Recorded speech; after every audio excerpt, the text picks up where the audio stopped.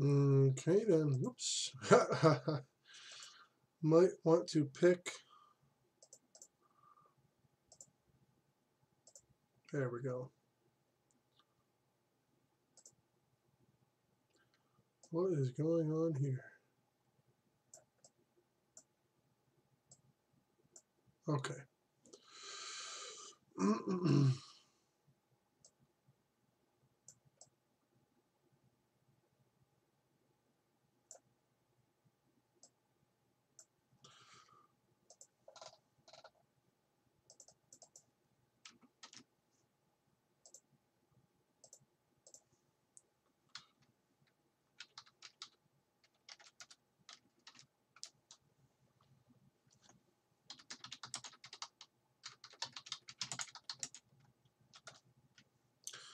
Alrighty then. There's no music. Let's have some music actually. Wait, I can't do any settings here. Alright. So today, I've been yammering on for weeks now, maybe even months, about different craft that I've been building. There's the Mark 1 based, well, it's 1 and 2, Mark 2 based, and this is the Mark 3 rendition of what I've been sort of building here. And works really well. We don't really need this engine up top here, but it's good to get that little bit of extra speed, and it's also great for the reverse thrust. And then, so this is called intercontinental pax or passenger. So this might remind you of, I don't know, like a 100 or 200 version of an aircraft. So this is going to be stretched out. I may as well start now with the stretching. So this is the base model. And how are we going to stretch it? Well, we're going to do this. We're going to add some passenger capacity. Okay. But more importantly, we actually have to take these wings off for a minute. Park these over here. Take this off. Wait, there's actually something inside there. We don't really need that right now. So we're going to make the big brother of this one, the real big brother, the big one. So we're going to go right from the 100 or 200 series right up to the 900 series kind of thing.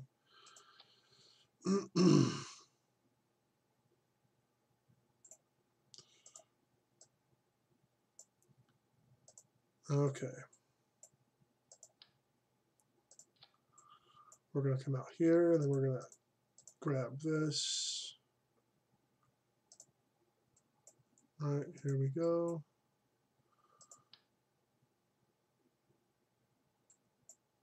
What is going on here? That's pretty hilarious, actually. All right, so we need to put these right about here. I think that probably works. Now, if you remember, the original stubby one had the wings way back here. This works pretty well. I think this is, let's empty out the fuel and put it back in. Yep, that works. This is simply for ballast up here, honestly. Pardon my throats. Been very dry here. It's 25% humidity in the house here. It's I'm in southeastern Pennsylvania, so we've been having some snow and some very frigid temperatures. The other night it was 10 degrees, which in some parts of the world is not too cold, but here it can also get up to 110 degrees during the summertime. Right, so the increase in mass is, let's have the specs up here. 45 parts, really low part count. 46 tons. Now, because of the increase in weight overall, we're going to have to add a little bitty fuel tank in here. The little stubby one, if I can find it. Is it this one? You know, maybe that's not the best way to go about it. I think the best way to go about it is just to... No, probably not then. Okay. That's a shame, because if we jettison these during flight and they have fuel on them, they'll just keep flying. So I think we will actually take this out. And where's the liquid fuel? Is this one? No, it's this guy right here. This is actually pretty heavy. So because of that, we are going to fix this. So if we... Alright, just want to make sure, and then we check with this. Okay, that should work. The empty part is actually enough to offset it. Okay. Alright. There we go. And let's see here. I would like to have some additional lights on the front here. It is actually nighttime out. Normally I don't do the live streams at night because I'm not alone. There we go. It's probably good enough. And let's put a couple of these on the rear end here.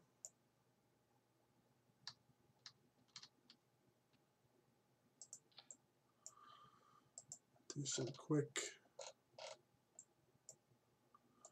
rotational type stuff here. I think we want no,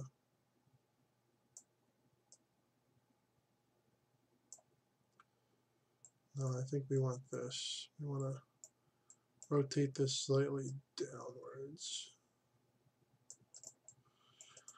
And then we want to pull these in just slightly so they're not in the slipstream at all. That looks fine. Okay. I think I'm going to put... Yeah, I should probably put a couple right back here too.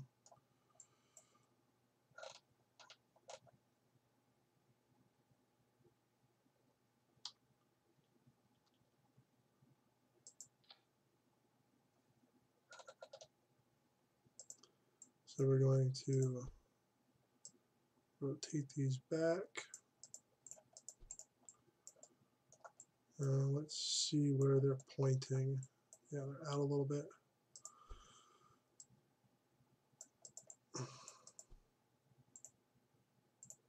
Oops.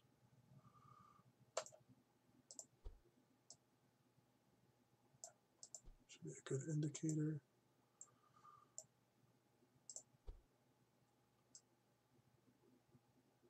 No, I don't want to do that. I just want this part. No. There we go.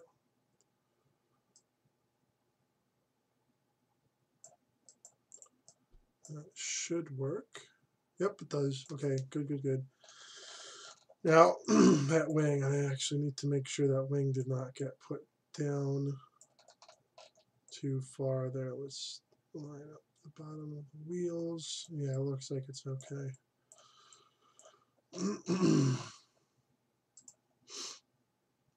So we're going to grab these struts right here.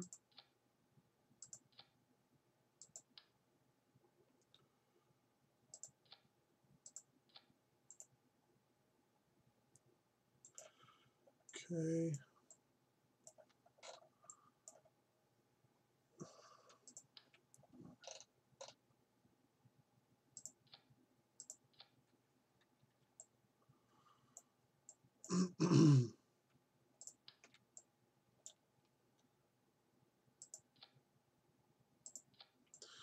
All right, that should probably do it. And I need to set the action controls for thrust reverser. Yeah, there we go.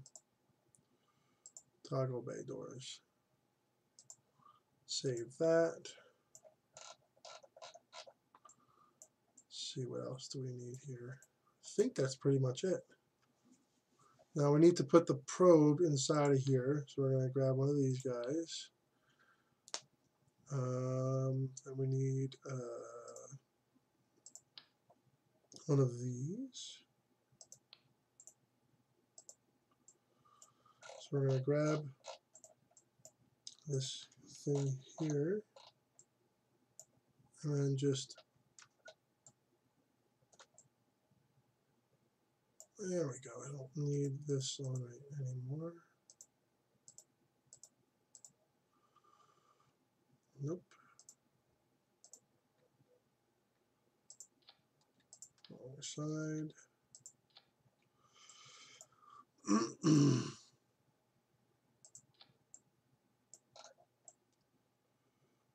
Okay, then we have to grab this and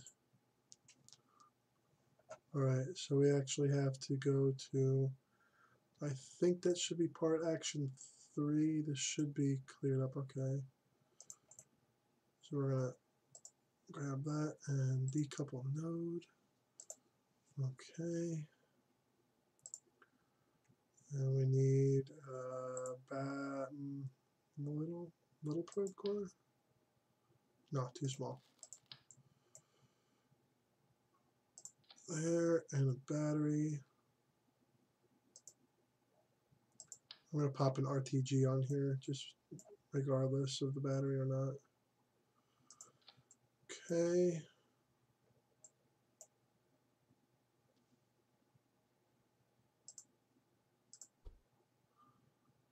Move this back here. There we go. Okay, now we need a battery. I think it's this one. Yep. And a parachute.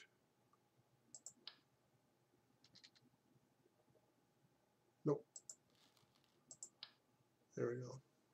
Nice big parachute. Okay. Check the staging. Nope, no parachute in the staging, please.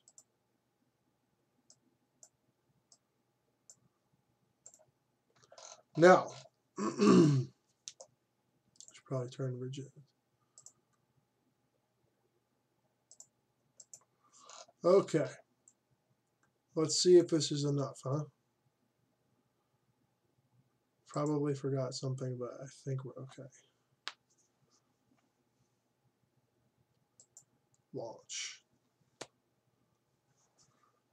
Waiting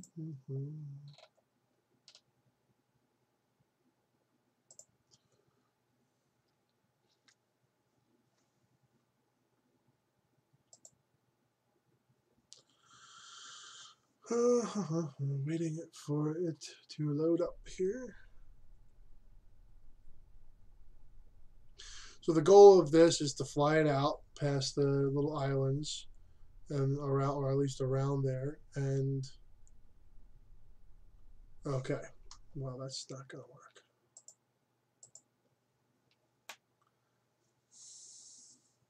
Probably need to reduce the spring, reduce the rigidity of the gear there.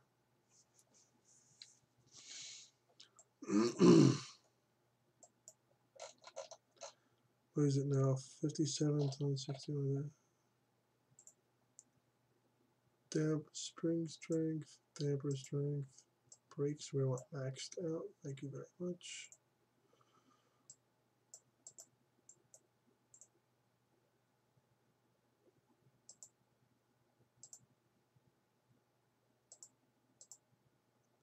All right. I think the rigid attach needed to be changed. So that should work now. Hopefully. Loading up to launch on the runway.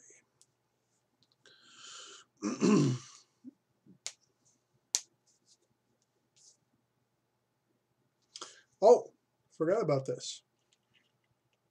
My girlfriend's son got a microbit, those little programmable dealios for Christmas. He needs a Bluetooth antenna to program it, but he's really excited, and I thought it was pretty cool.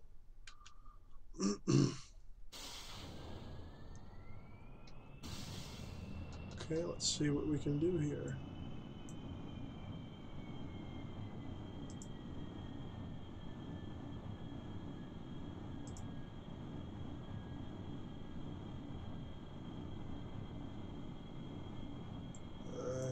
Pretty laggy here with multiple things going on.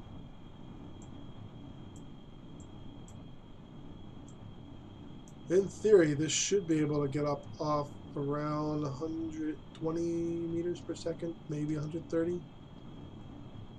I may need to adjust the configuration of the engines. There's all the other planes over there. We'll get to them in a little bit. If this has a successful flight, we'll be taxiing it on over there. Don't want to give it away too much.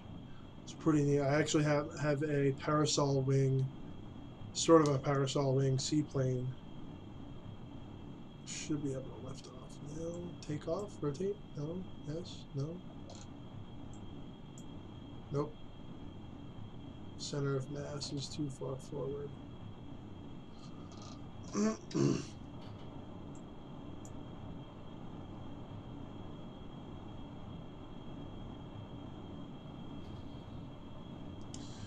Alright, so we're flying here. Sort of.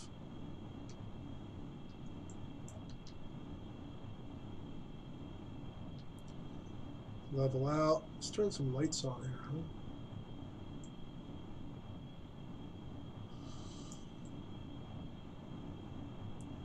Looks pretty neat. Beautiful ship.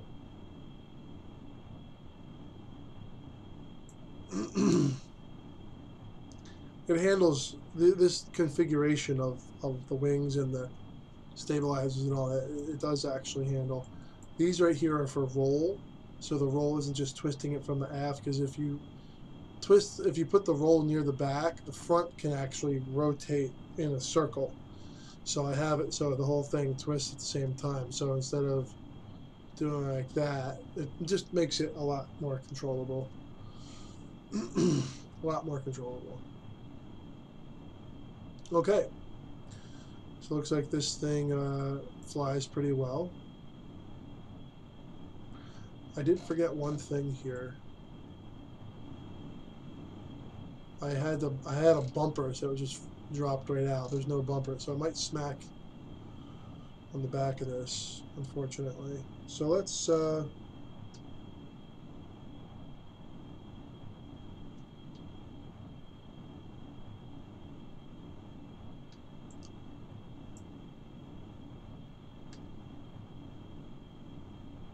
okay. So capsule away.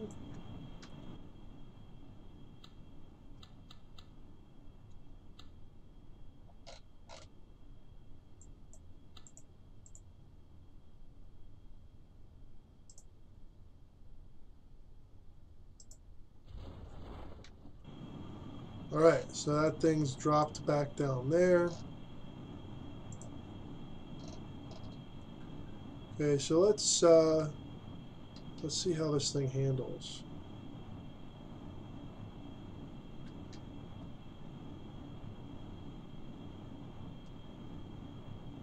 Rolls pretty good.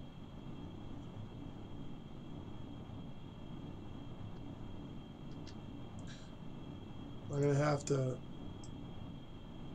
do that.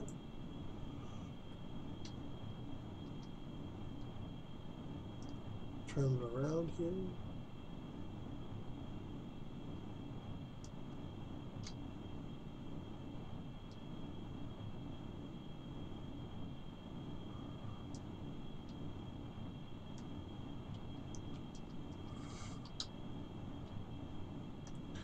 So yeah, the center of mass is a bit too far forward, it looks like. I mean, it's right here, which is actually pretty far forward. Let's level this out and see if we can't transfer some fuel. The first thing I'm going to do is I am going to transfer some of this fuel back here, here, and here.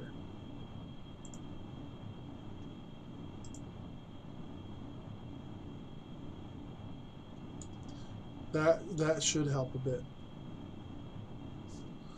Let's actually see how this is going.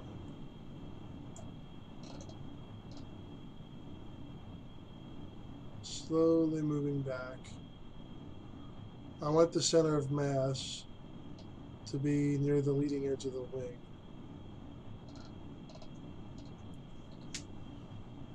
It should probably be.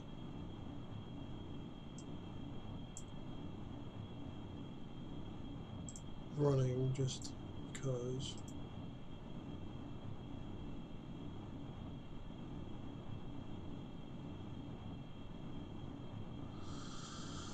Yeah, this is doing actually a very excellent job of moving the center of mass back. It's doing very well here.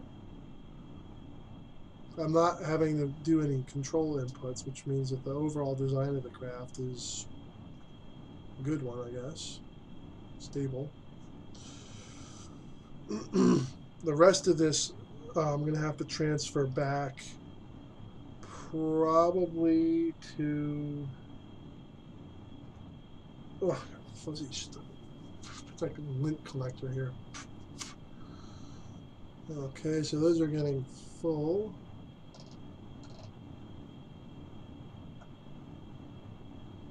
Yeah, this is really benefiting now.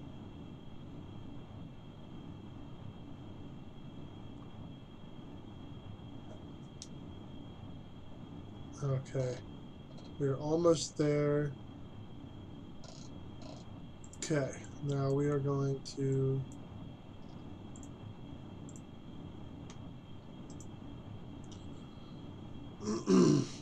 fill these up real quick. I think that's probably going to be it. Alright, so this thing should be able to pitch and yaw properly now. Whoa! Alright. Can it go up? It's my one big concern if it can go up. Yeah, there we go. Okay, let's go back to the Kerbal Space Center over there. I call it Cape Kerbin.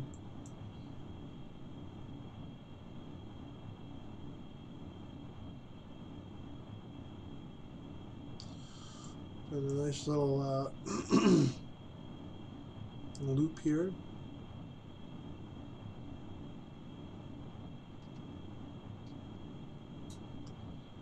And we're going to turn it.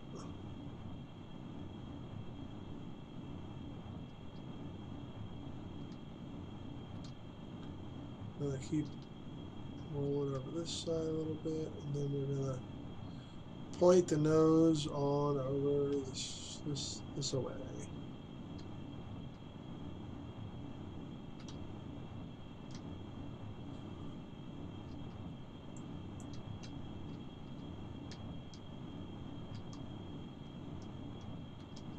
There we go.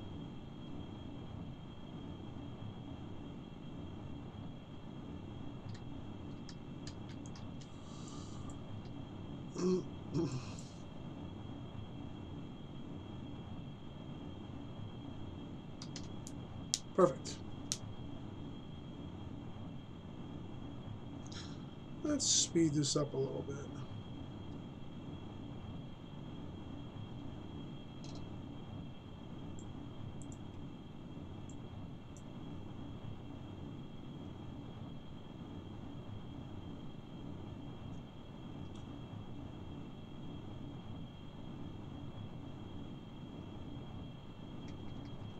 Don't worry, I'll be able to bleed the speed off. No big deal. Firstly,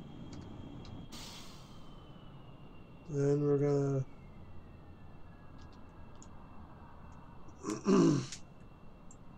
Action groups are so freaking useful.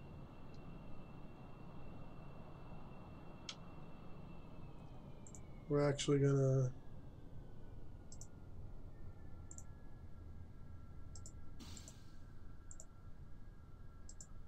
So this is basically maximum braking mode here.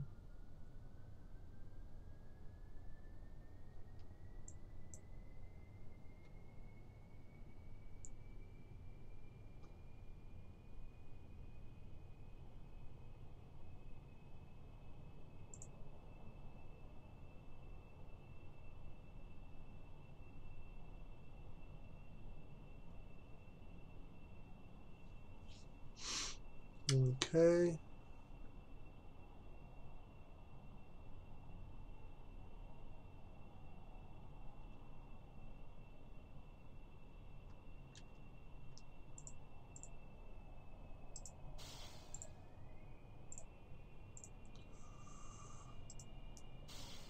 I'm gonna bring this down.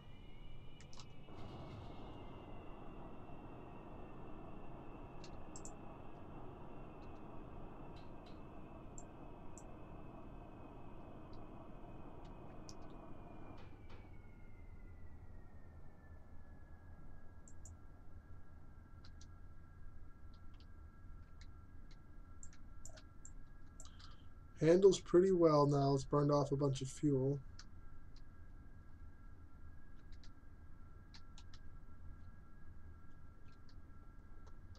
Whoa, whoa, whoa, whoa! No, no, no, no, no. Whoa, whoa, whoa. Ho, ho, ho, ho, ho. Okay. Let's pull up so it doesn't crash. Well, that wasn't the plane's fault. That was my fault.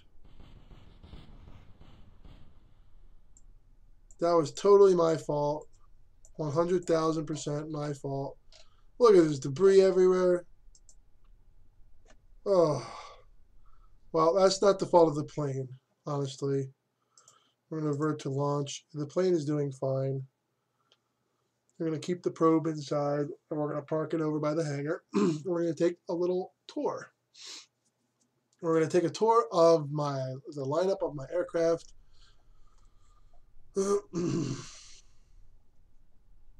We're just going to have...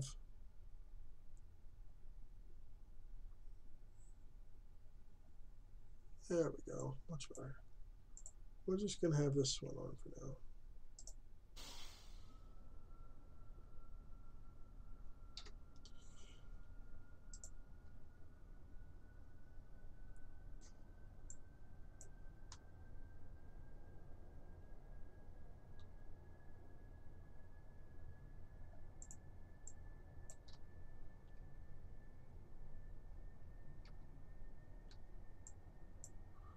Let's see something real quick. Wheel stress. I'm going to keep that up. I'm curious about that. Put it over here, maybe.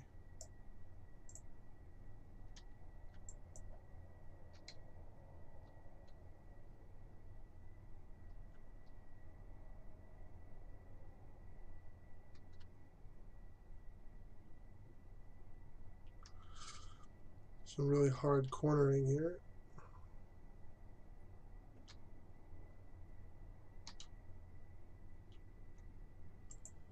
Now I'm also curious about these guys up here. Let's see. Oh yeah, they're much more susceptible, I guess, because they're smaller.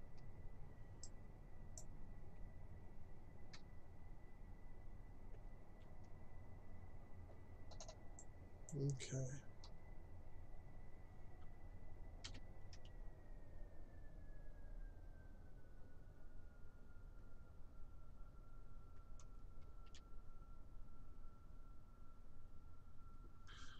Let's get rid of these now. We don't really need these.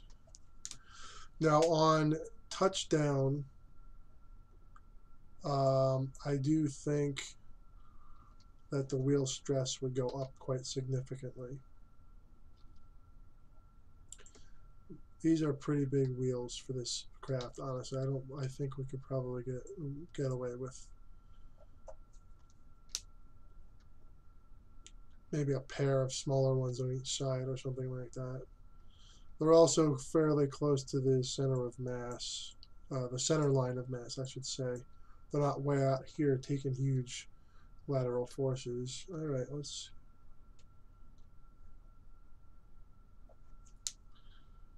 keep it going here.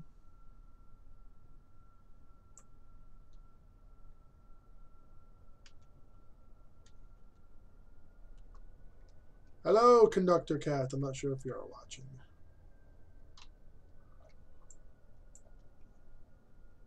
Prepare for ramming speed. Yes, I'm coming for you.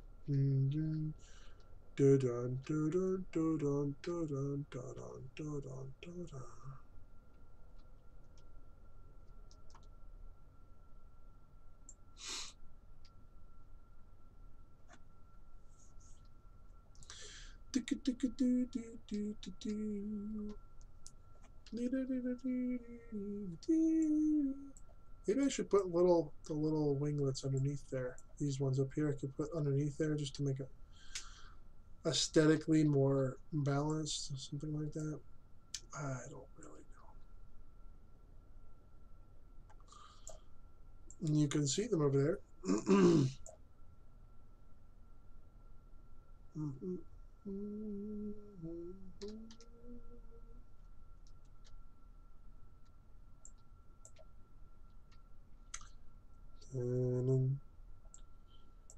Oh, we should make a shark. Oh, yep. Make a shark that can go in the water. So here they all are over here, all parked over in this area here. We are going to take a nice wide turn and stick the nose right in there. They're all kind of laid out in like air show display fashion.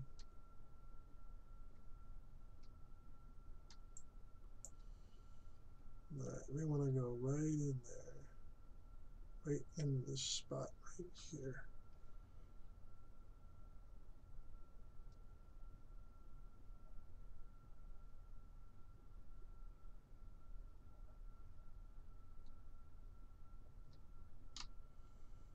Now you can see how much larger this is than the stubby. This is what we started out with.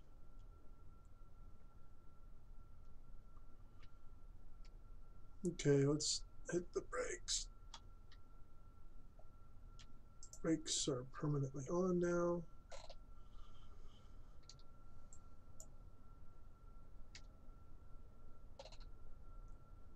So here's my little fleet of passenger aircraft. You can see this is by far the largest and highest capacity. But let's take a tour real quick. So we're going to shut this engine down, turn this off, shut the engine down.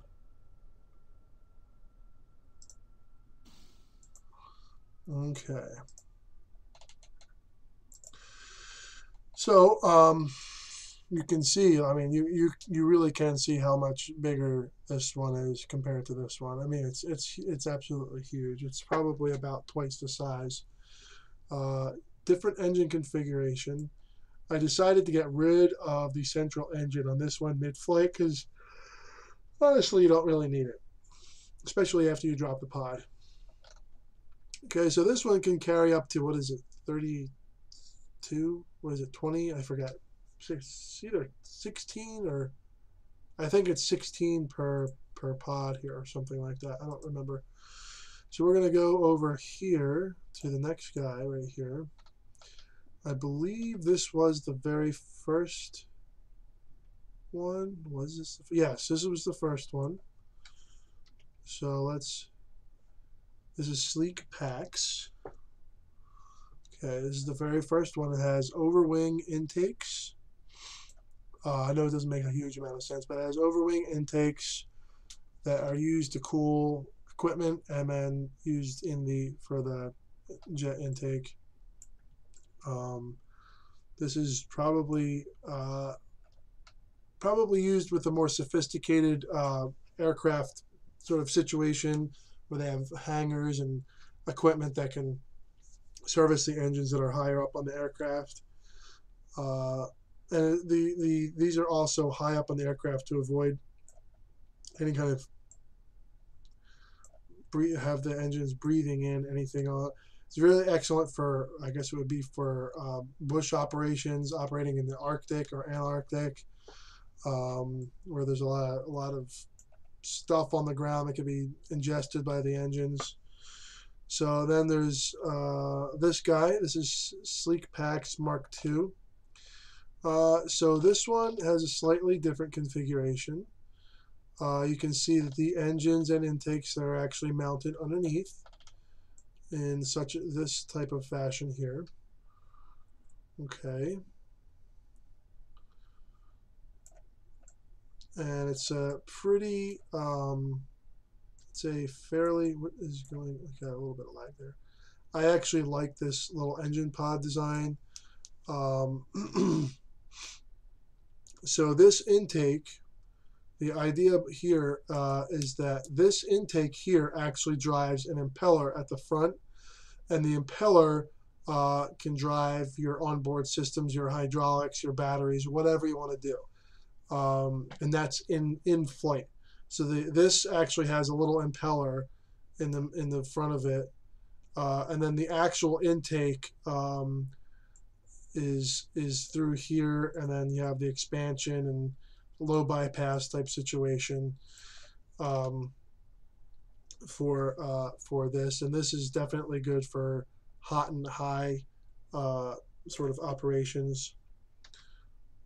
So this one is a drone. This is the Mark 6 actually. Let's see, Mark 2, Mark 6, right? So this is a drone, passenger delivery drone. There's going to be a cargo version of it with a small cargo bay in place of the, there's going to be a cargo bay here and also aft. But this basically can fly by itself. Very, very stable design. The passenger compartment's right here in the middle. Very secure in the middle of the fuselage between the wings. This is basically if you really need to get something very hostile environment, sand, all this. You have the big high bypass Goliath engine there. Very, very, very, very effective. For some reason, the exhaust thing doesn't interfere with the horizontal stabilizer, which is the case with a lot of these other ones. So yeah, there will be a, see these the other sort of the sleep.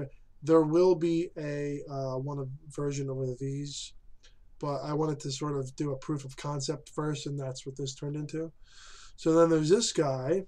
This is the SleekPax Regional. Okay, as you can see, it has 4 of these crew hatches, and I forget if it's, yeah, there we go. And slightly different configuration. Instead of the regular sort of inverted T style, you know, empennage and all that stuff, you actually have the split horizontal, and then these I believe are, whoops, yeah, these are roll and these are pitch out here. So you have the combined, then you have the canard up there, which helps with the pitch, and these have 2 intakes per engine. Really helps with low speed performance. This particular one is basically just a larger version, a larger capacity version of these guys over here. Whoops, jeez. It's just basically a larger capacity version of these 3 in the front here. So then we have the this guy over here, Sleekpak Mark II. So you can see it has the single Goliath engine instead of the multiple intakes. It makes maintenance a lot simpler because you have one engine. Obviously, you'd need to have a more sophisticated servicing area for this. It can actually also go quite a bit faster than the other one.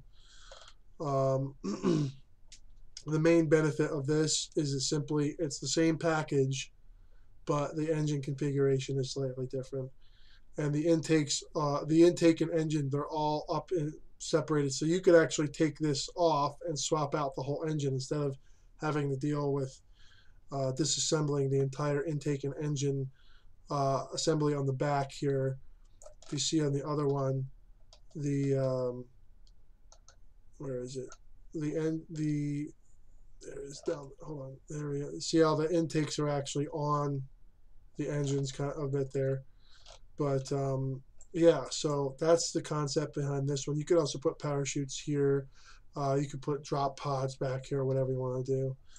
This is another sort of take on that same concept where the engines are mounted through the wings with the little intake here for the air stream into it.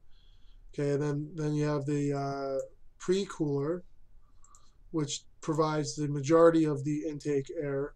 And then so you don't have to make any fuselage modifications.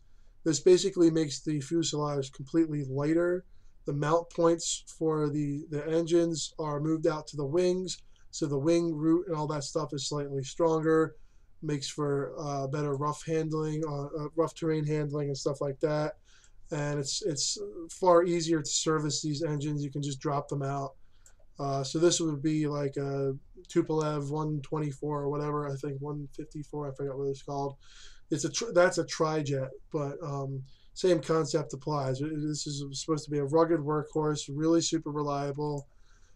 This area up here houses all of the turbine stuff, the compressors and all that stuff for the hydraulic systems and the heater and all that stuff.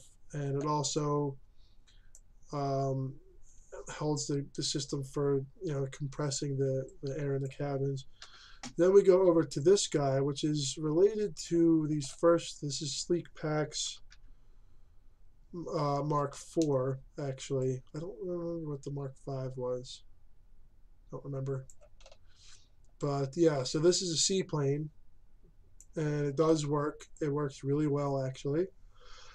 It flew out, landed in the water, and came back. The engines are mounted up high, significantly changed from these other ones here where the engines are mounted sort of either under the wing or on the sort of in the up and back position. Now the engines are actually directly mounted here to the tops, very similar to the probe ship over there. And you have the tail moved up. This is all modified to work with water and the amount of fuel that's in here. It's a very buoyant thing, and this actually is a pretty fast aircraft. There's a lot of empty parts on here. The wings are. I flew this for quite a while. These were actually full. Now this is the go anywhere aircraft. Pardon me. This can land on a runway.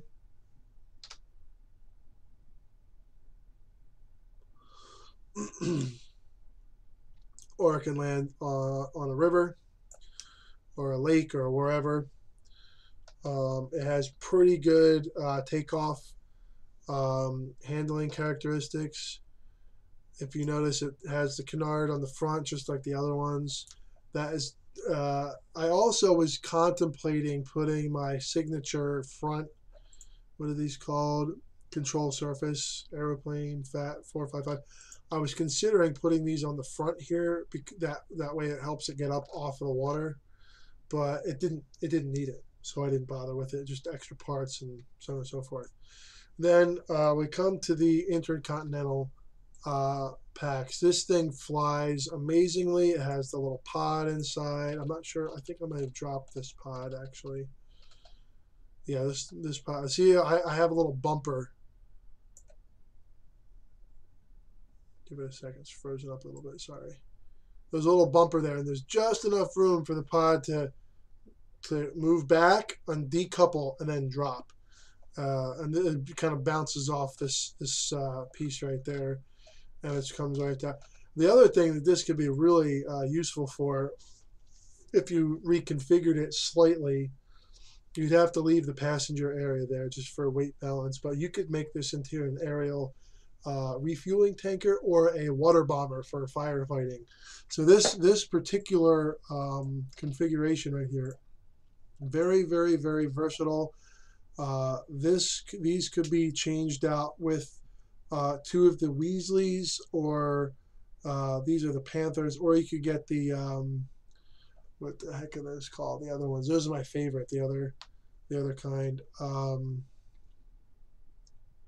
You got the Panther, the Weasley, the Juno, the Goliath, and the Whiplash. You could change these out with Whiplashes, but the whole sort of overall design of this thing doesn't really work with super high speed. So that's why there's only two of them here. But you can see that I've put a lot of thought into these, and they will be going up on Kerbal X probably within the next couple of weeks. I'll do one at a time and see what the responses are, if there's any changes that need to be made. But right now, I think we're going to go back into the Space Center, and we're going to check out some rockets now. And at a future date, I will be flying each one of these. In fact, let's go back into the, let's go back in there and grab one real quick. Let's do that. I'm going to grab I think the Mark III it was, I think it was. The one with the engine and the wings. Pardon me. Did not get very good sleep last night.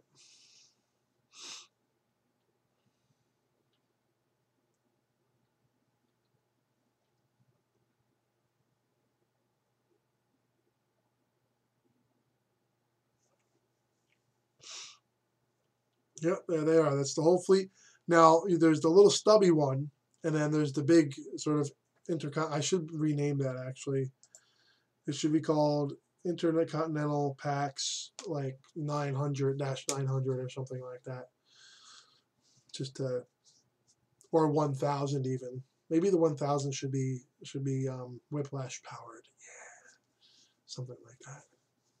So I've had an interest in aircraft and stuff like that since for a while now. This is actually a Lego creation from a few, probably about 20 years ago, maybe more than that.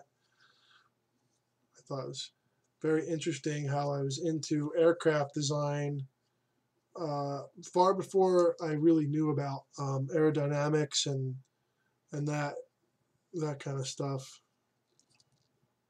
There's plan form, there's profile. It's one of my proudest creations, actually. It's very, very simple. Just probably about 20 pieces of Legos in there. So that's where I got some of the inspiration from, some of the craft that I built.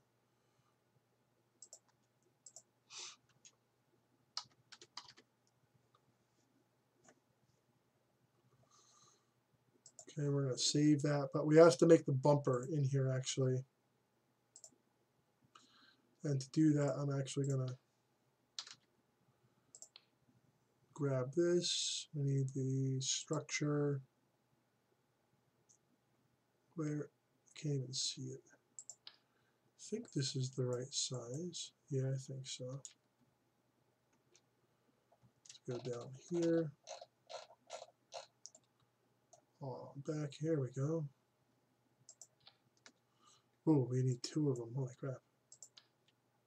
Is that too long?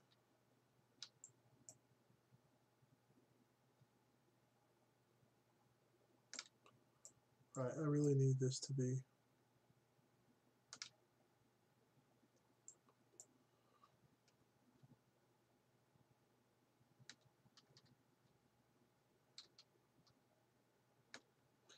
Really, this is going to give me a problem, huh?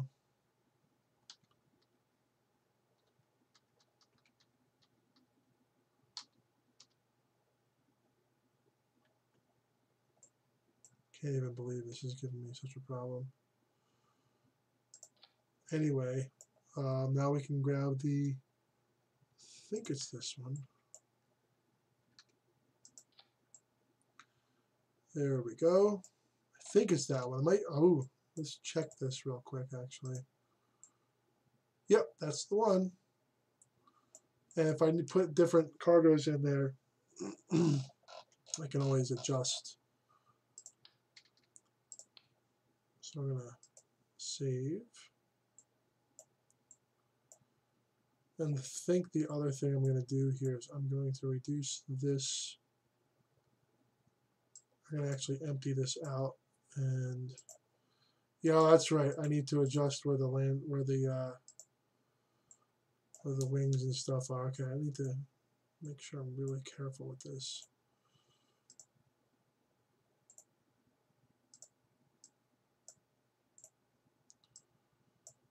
Okay.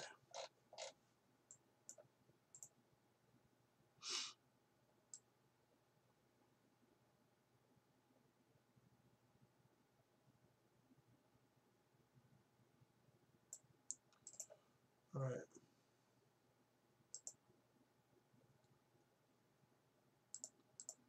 Let's see if we can.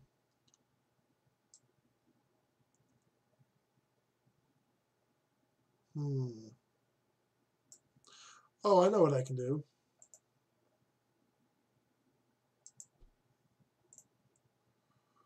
I can do this. And all I will have to do is adjust the angle of this thing here, I believe. There we go.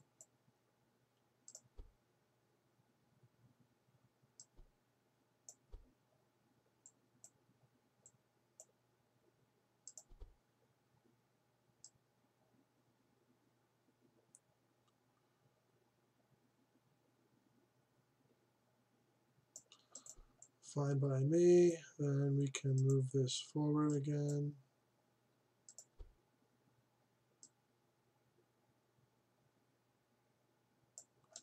Look at that. Magic, I'm telling you. Okay, so that shouldn't be an issue anymore. Save. Let's launch this to make sure all the issues are worked out real quick before I move on to the next craft. Next craft is in the VAB.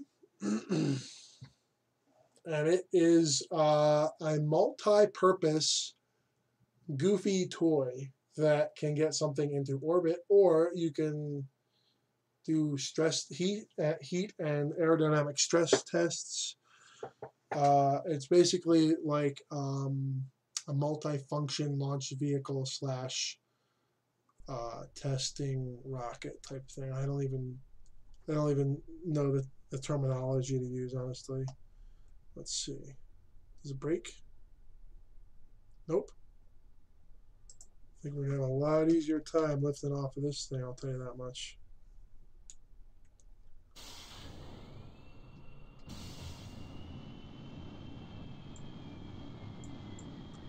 So where's the center of mass?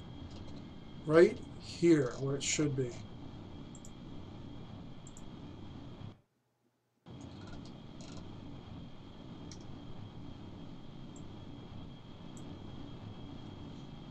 It's also accelerating better too, because there's not as much drag. No, probably around 115, I would say. I would guess. Oh boy, we need to hurry up here. Whoa!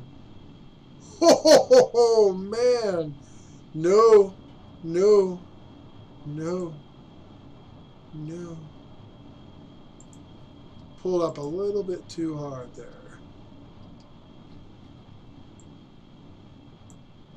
Yeah, I'll admit this is a little bit goofy here with the horizontal stabilizers, but whatever.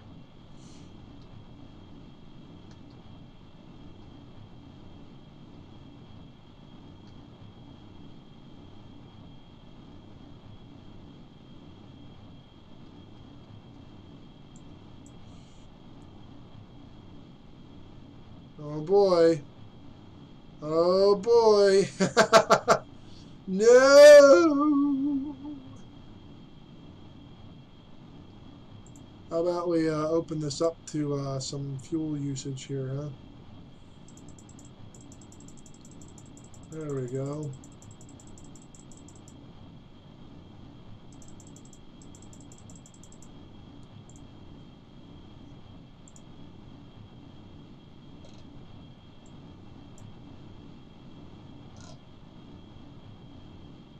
Can it roll?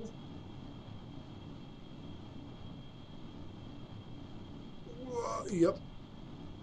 Oh, this thing really wants to fly back. No. Okay. Unstable. Unstable.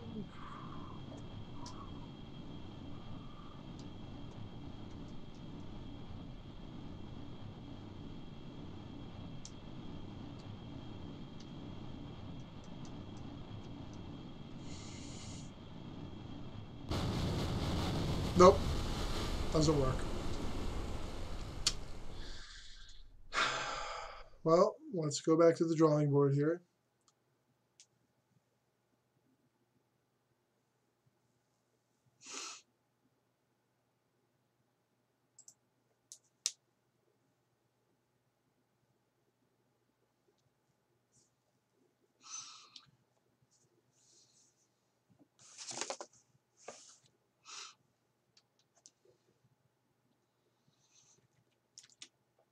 I am thinking that what I need to do here is possibly take this off.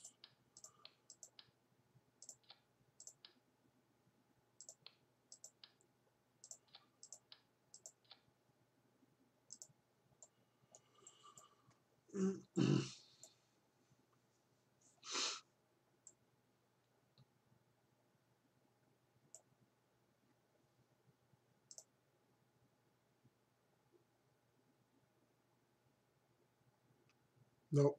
I have to move the wings back.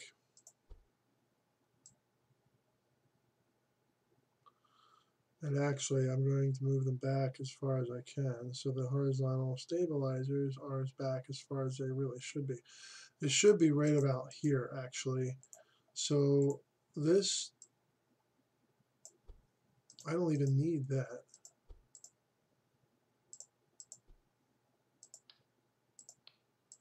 Don't need this.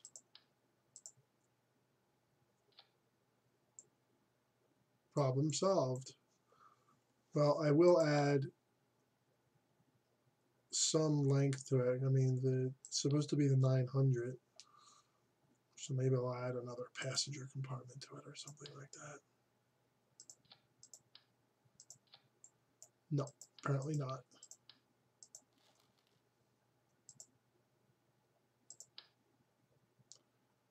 There we go. That should.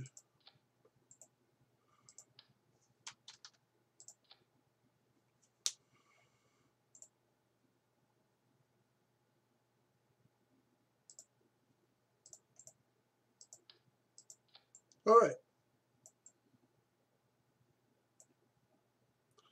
Honestly, no, I think that's actually a failed concept. We just leave it like this. Just leave it like this.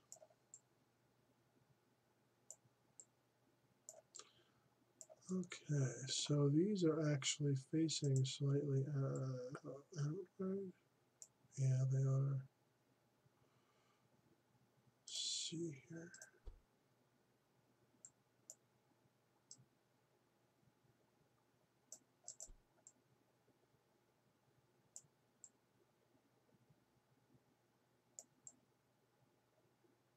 Yeah, oh wow, that's much better. Oh my gosh. So that's some wasted thrust there, fixed.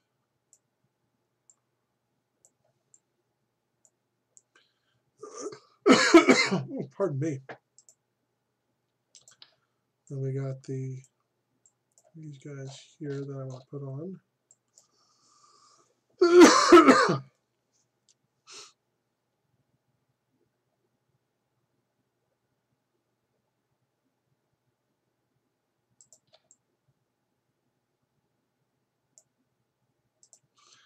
Okay, so part number 1, we're going to go over here, grab this and move it very slightly right there, so it's even less centered than it was before, apparently.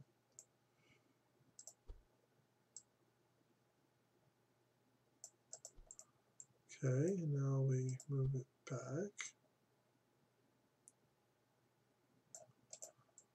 And we move it up. There we go. That looks a little bit better now.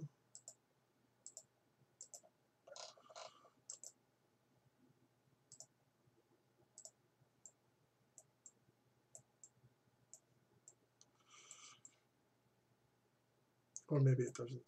I have no idea. I think it looks okay. Should this be under the wing? I don't even know. It's too. These are too tall to have another one underneath. Unless I raise the wing a little bit. I could raise the wing a little bit. Yeah, it's changing it too much.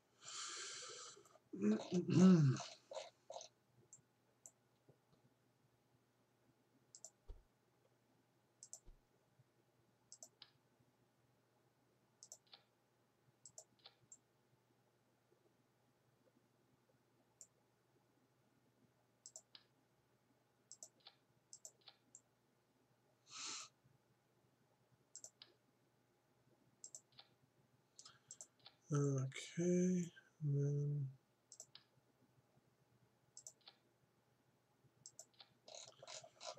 all right. And what's the weight now?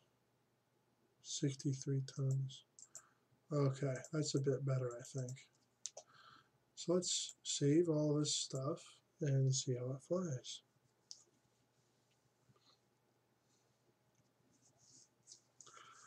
Whoa, God, my face is so dry. I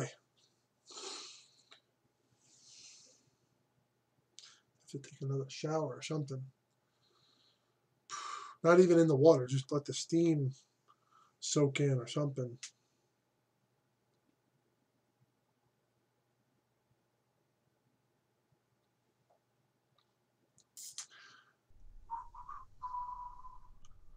Do, do, do, do, do, do, do, do, do, do, do, do.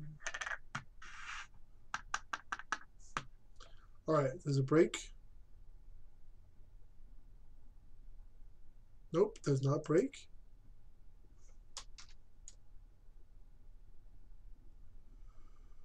Okay.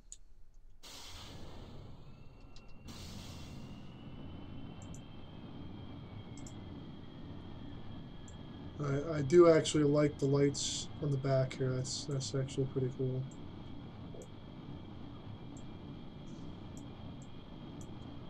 Ooh, hiccups. Pardon me. So this probably can take off at around 70 now, I would guess. Nope. Probably maybe 91.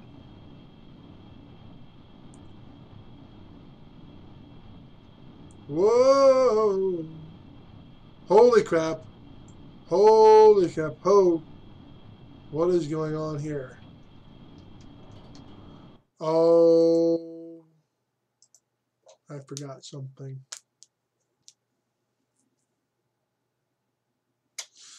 Stupid.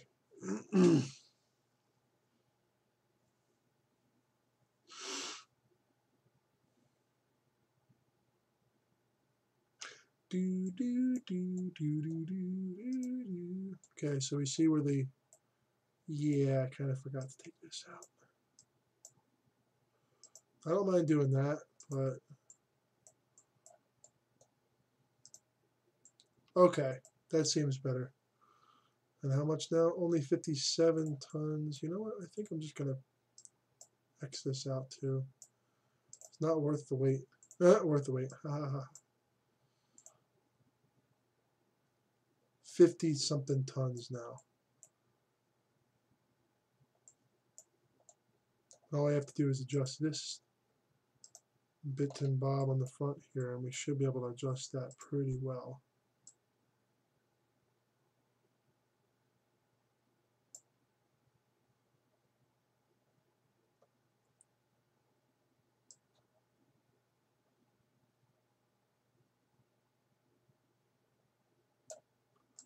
There we go.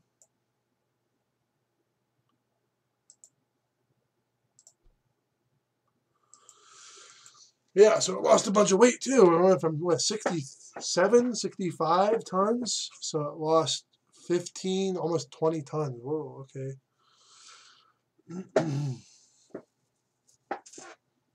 So it really should go up at 70 something now. That's not an insignificant amount of mass that we just discarded there. That should make quite a large difference.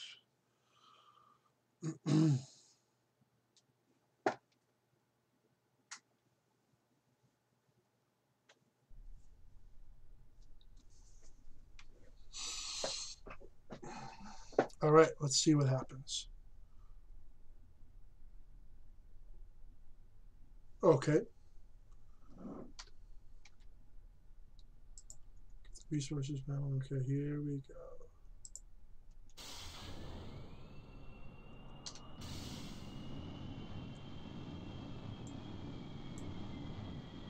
Well, it's accelerating a lot more quickly, that's for damn sure.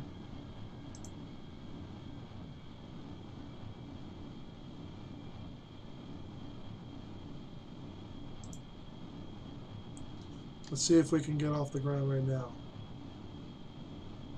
Nope. Whoa, why can't... Are we too far?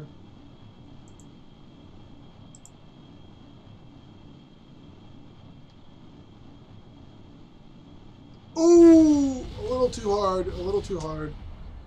And massive disasters of stuff. No, cockpit first, yep. Oh, no, oh.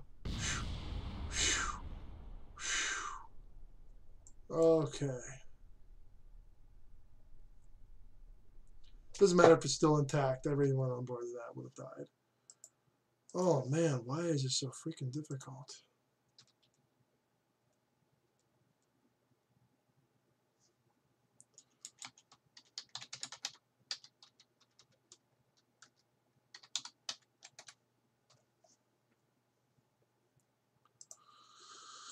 I am a big butt.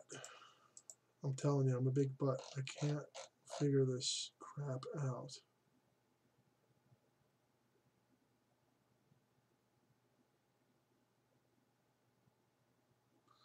So I probably should move this forward slightly.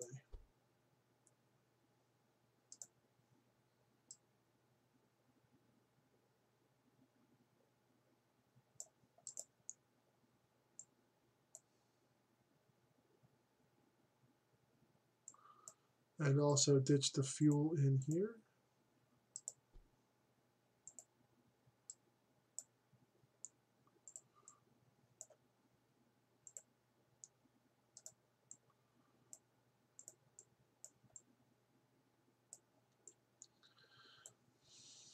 Wait a second. Why don't I just move this back?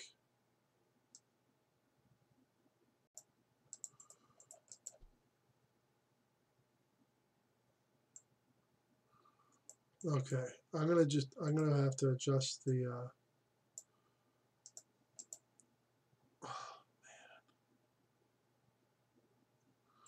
I'm gonna have to empty all this out, empty everything out.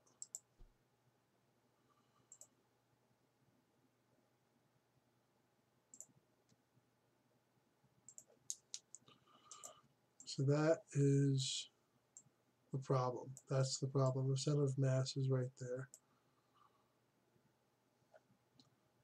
So the regular everyday, get rid of these, put some fresh ones on without all the angular stuff on there.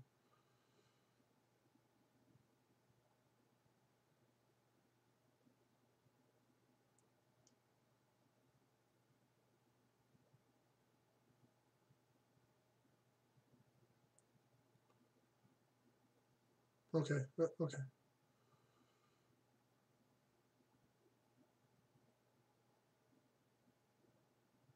All right, that's fine. So I'm gonna have to put these right about here. Then I'm gonna have to move this forward a bit. Actually, I'm going to have to move it forward quite a bit.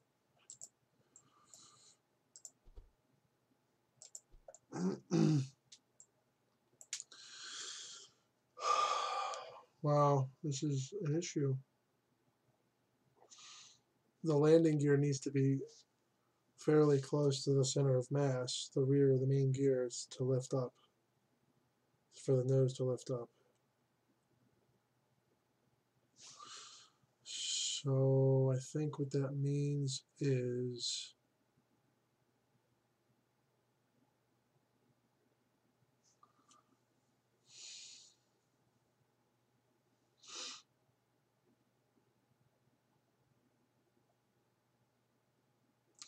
yeah, this is a tough one here.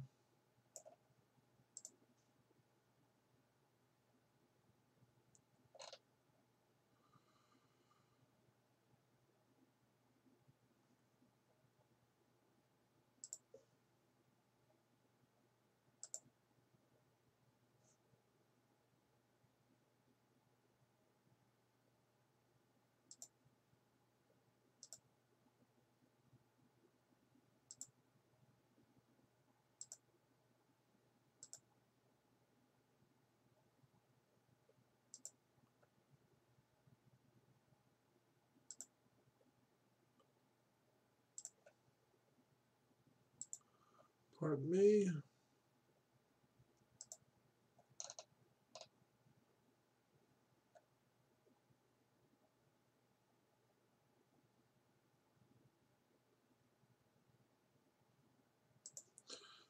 Okay, I think that the main issue is if we take the wings off of this thing, let's see where the center of mass is. Yeah, that's not good. That's not gonna work.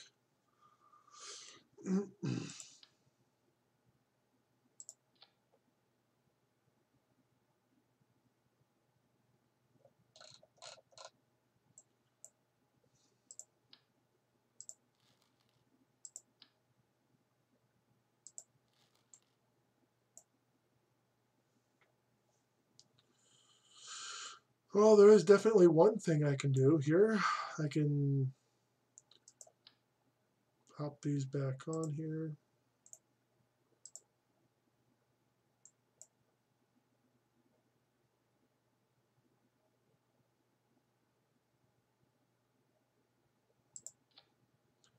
So it's unfortunate, but it looks like these guys are going to have to be moved back here.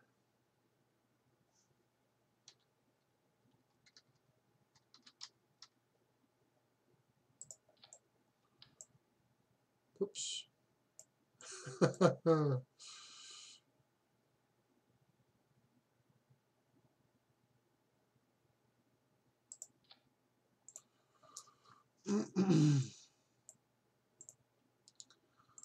Okay, that doesn't work either.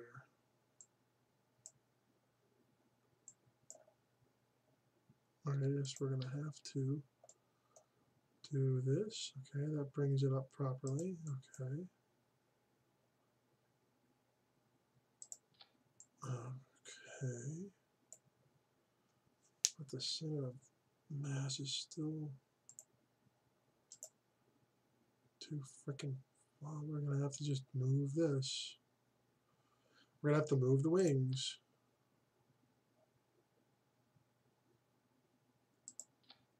There we go.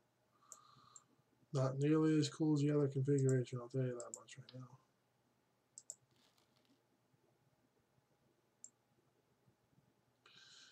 Whoop-de-doo, it's a traditional looking plane. That's great. Really not satisfied with this at all. This is really frustrating me. Oh my gosh.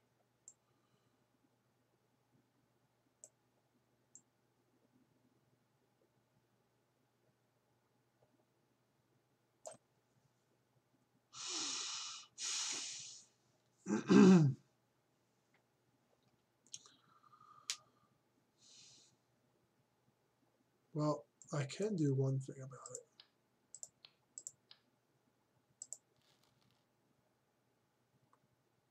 They all have they would all have the same around the same amount of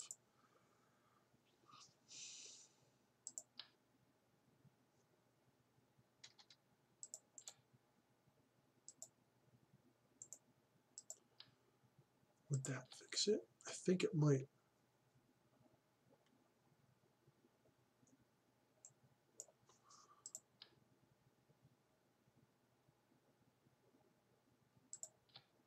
Okay. Now this is totally empty. So if I add the center of mass needs to be way back here. Oh my gosh. Alright, this is like an unmitigated freaking disaster. And the fact that it's only one of them, that's even more hilarious.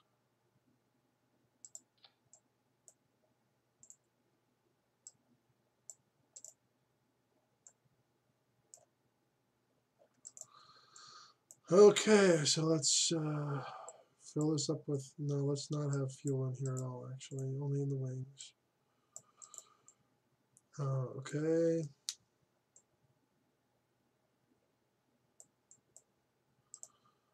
Move this up a little bit.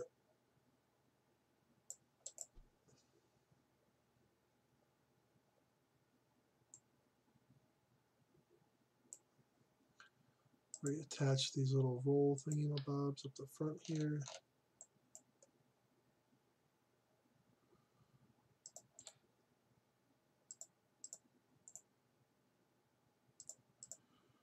Assign everything.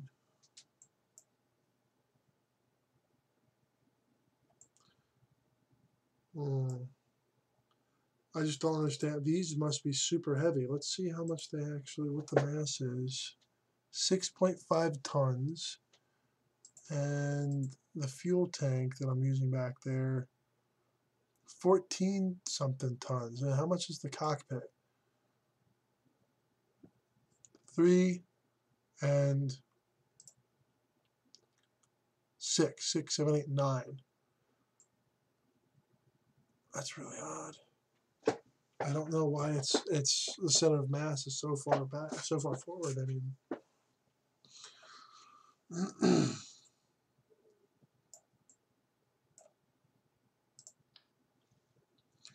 I think I should be able to manage this now.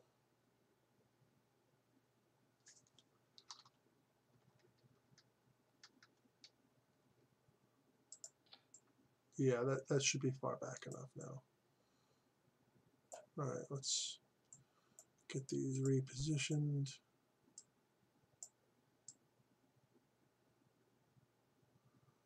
I don't know if they were further in or not. I don't really care. Rotate them ever so slightly. There. And we gotta move them down a little bit and back a little bit. And these are yaw only. Okay. All right. Let's see if this configuration flies. If it doesn't, I'm going to have a problem.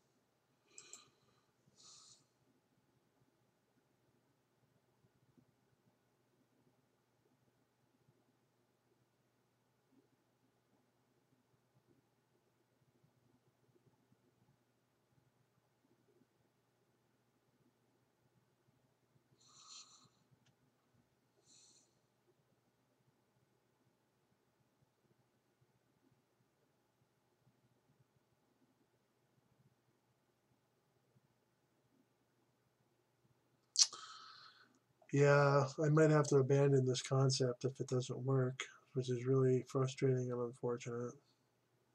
But if this doesn't work, I'm just going to go onto the VAB and show the,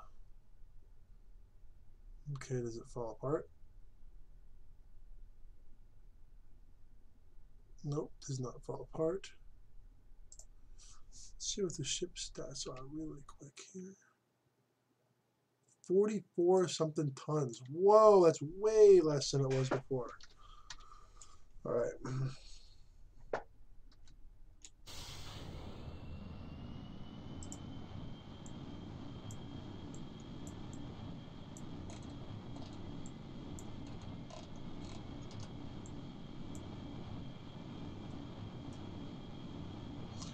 Okay, I actually should be able to take off right now.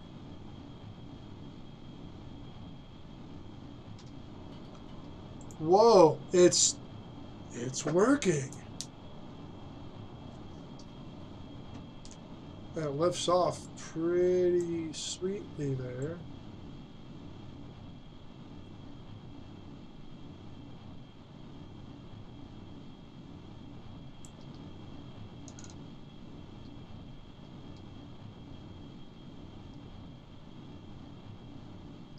Pretty good pitch response. What about roll? Pretty good roll response. The SAS is doing its job. I'm liking this quite a bit here. All right, let's drop our pod.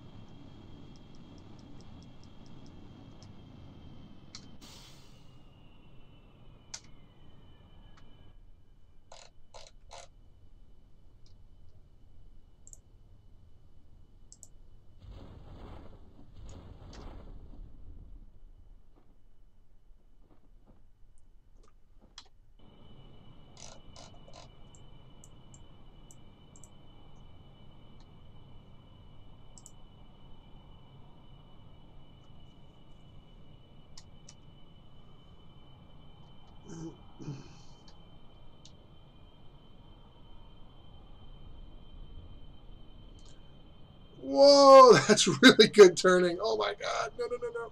Oh. Whoa, okay, we're like falling out of the sky now. I don't know what the heck that. Whoa, what the heck just happened? I think I just bled off all my momentum here. What the. Okay, we're having a problem. Having a problem. What is going on? No, no, no, no, no, no, no, no, no, no, no, no, no. Okay, come on. I don't know what's going on.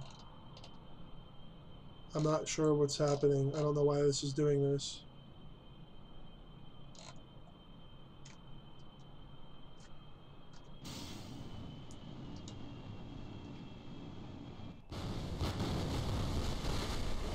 Well,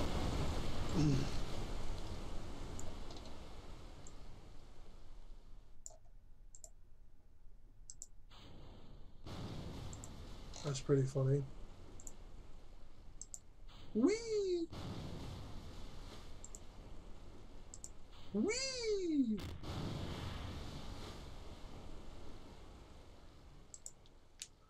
Okay, I'm gonna just moving along. I'm gonna stick with the stubby from now on. Seems to work. No more radical size enlargements or anything like that. Not really required.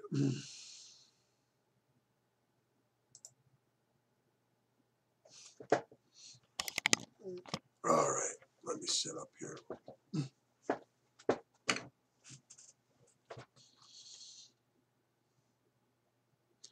All right. So, yeah, we're going to exit this. We're just going to leave this here for now. That's properly frustrating right there, I'll tell you. And it's all just because I want a shorter runway rollout. Maybe I should just leave that alone. Maybe it needs a big runway. I don't know. Don't know. Not willing to waste any more time trying to find out either.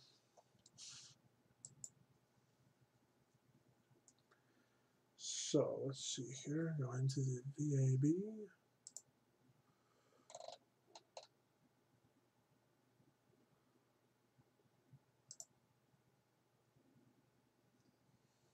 So let's go into the VAB.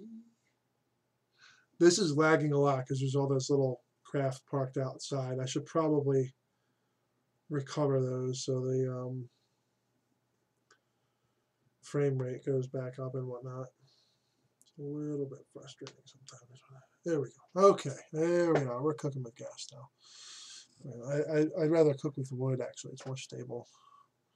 Harder to get lighted. Lit? Whatever. Harder to light it. Oh, there's a little graphics glitch down there. Interesting.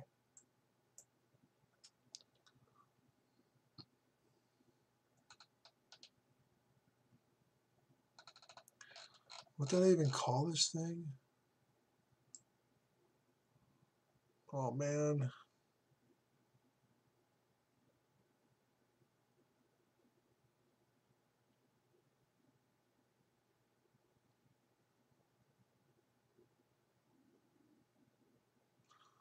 There's a recent thing.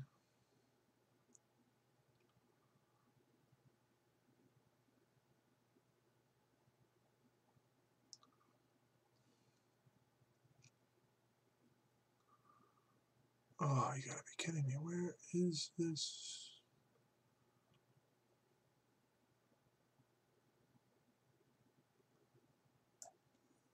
You guys have seen this one, I think. The monoprop refill and all that. Space Station Columbia X.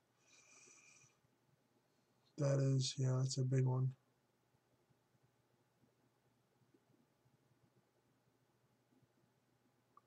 Oh, SRB, no. The Dork Dart. Did I even? Oh no, a Flight to Remember or something like that. A Flight with a View, maybe it was? Oh yeah, maybe it's Flight with a View, which is a ABCD. Oh man, please don't tell me I didn't forget this. I forgot to save it. Oh, landing. My goodness. Yeah, it's getting dry. My nose is getting all irritated. Landing with a View. There we go. Oh my goodness. Okay, here we go. Yes. So there's a problem with this, however, in that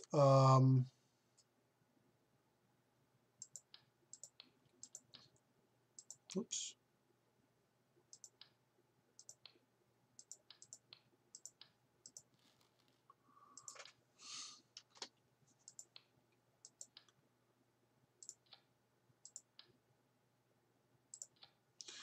And the battery needs to go here. And the probe core. Oh wait, that's a probe core. What am I doing?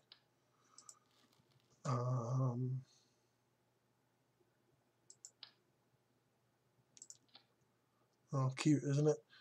So that also needs a battery, though. So let's pop a battery on there. There it is. Actually, yeah, I think this is all I want right here. Okay. Landing with a View. Launch. Okay.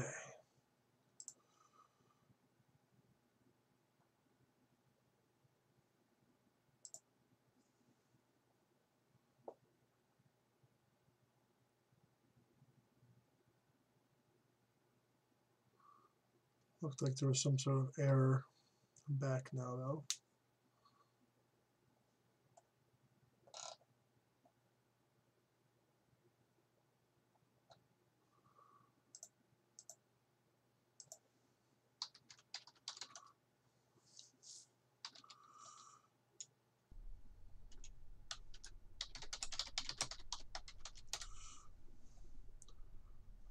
All right.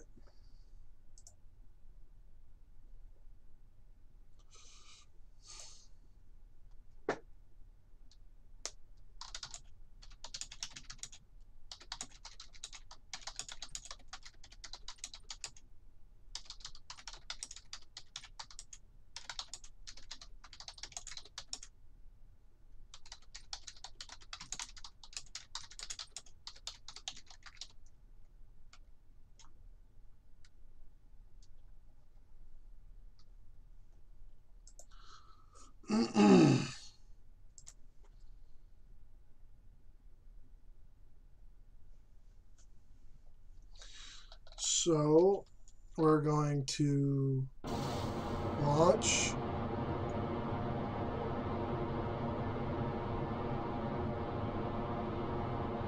We all know why this happened, right? This is probably going to tear itself apart.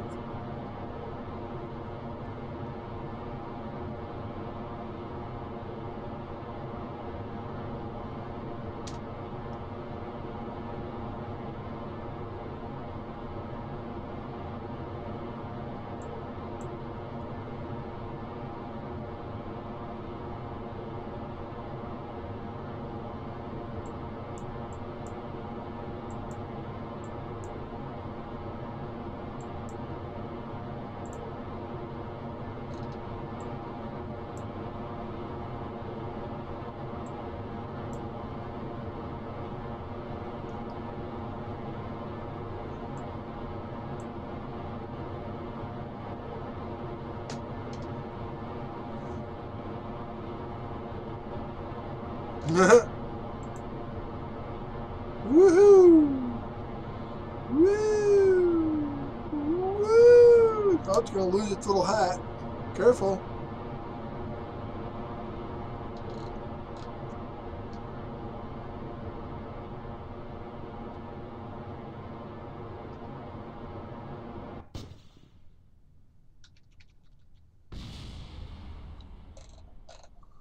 Yep. Okay, that was fun, but let's revert flight here, revert to launch, and actually do it properly now.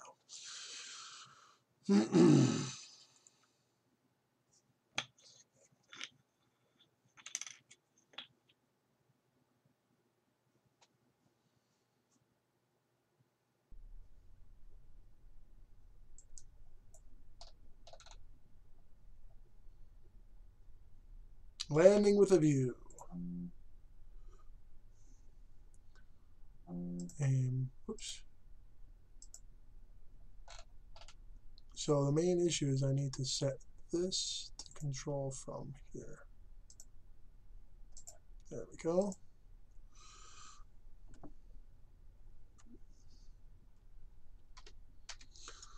Here we are. And ta-da!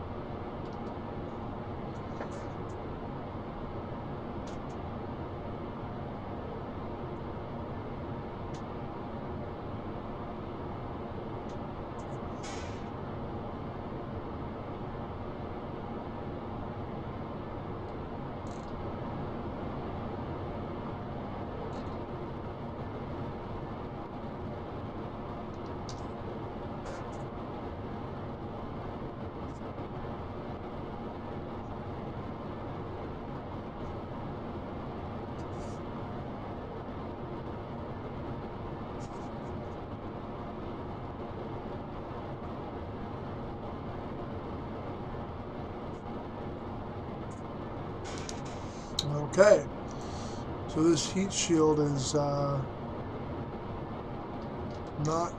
having anything happen to it? Oh, okay, there's so much force that the ablator has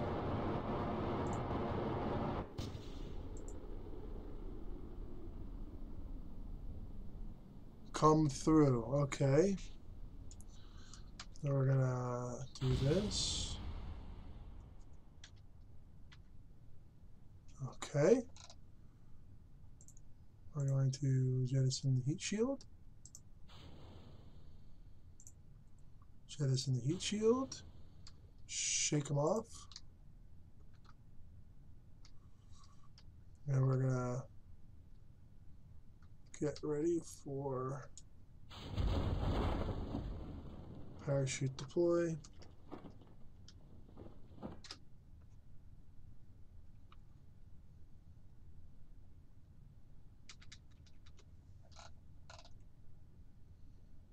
So let's look at that. It's a landing with a view. That way you can see where you're landing.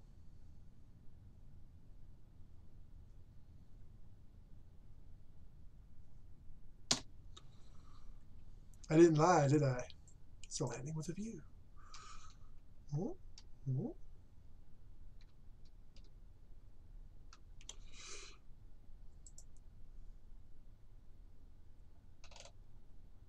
Oh boy.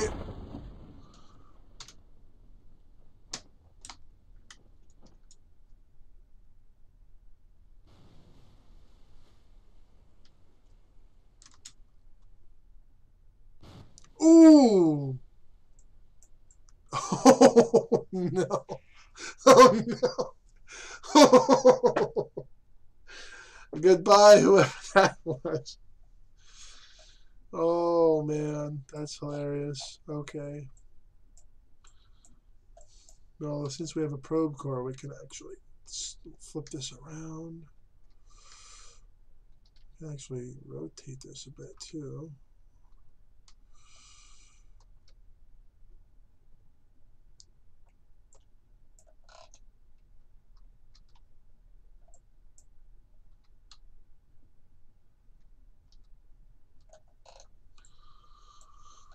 Oh man, that's hilarious.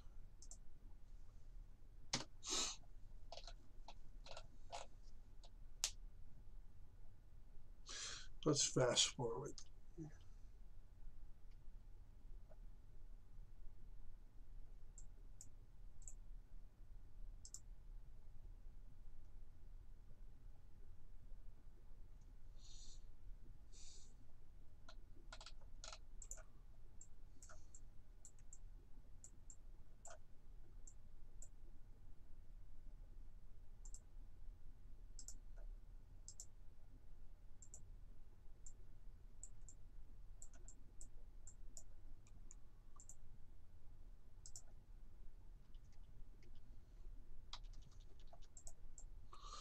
So I had 6 on there.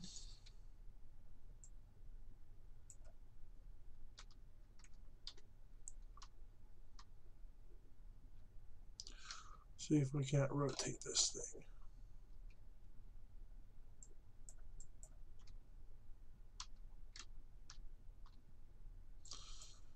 I'm going to be really silly now. Oh, what's happening here? Oh no! Ah!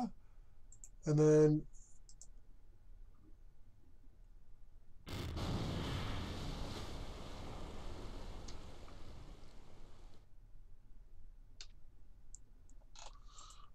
there we have it. The other thing I'm going to do here is do a revert flight. This will be. Oh man, this should be good.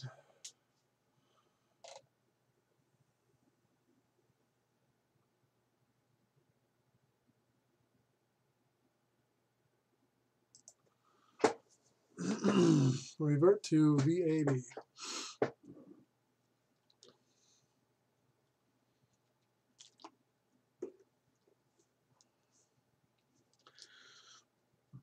Let's see.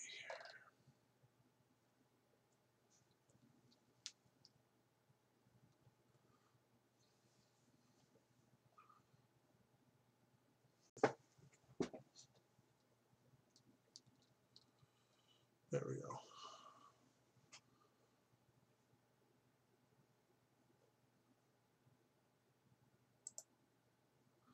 So we're gonna swap this out for the Mongoose 6X. Buck Rogers nonsense.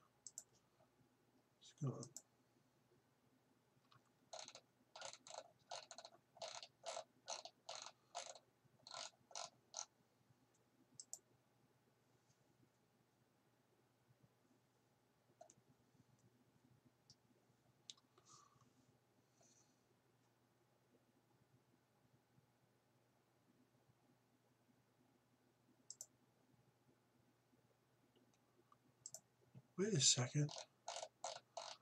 Oh, yeah, this thing flies like crap. Center of mass is right in line with the center of lift, so.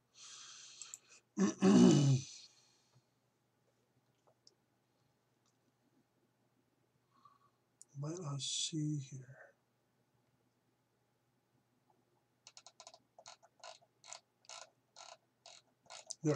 There's one thing I want to launch first, actually.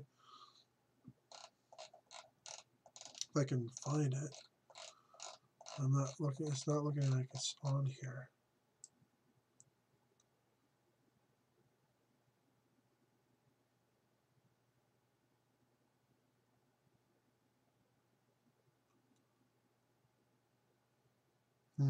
Oh, here we go. Rocopter. Yes. Load, launch, whatever you want to call it. Oh, man, this is really funny. I should try this with the big airliner wings.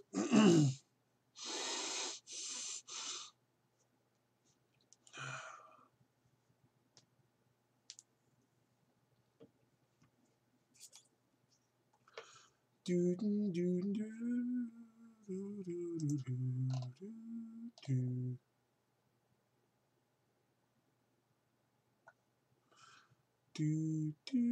do do do.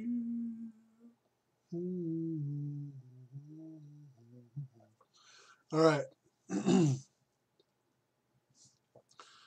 This is actually properly ridiculous, and it's very much a huge amount of fun. This one. It's a rocket copter. So let it load for a sec here. Yes. All right. So the monoprop doesn't do anything. I mean, it's. I had to put the tank on there to keep the probe core from sitting directly on the ground. But no, not full throttle actually.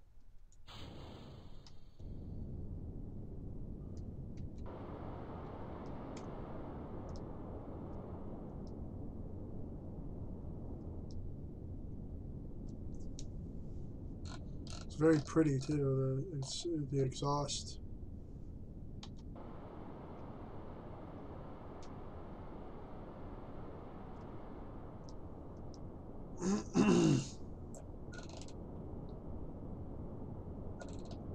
I don't even want to know how fast this thing is going around.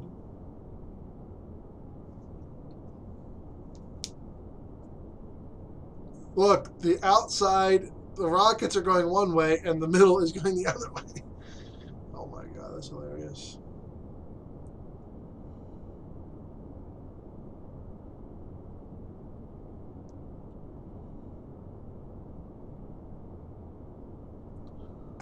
Alright, so we're doing pretty well here.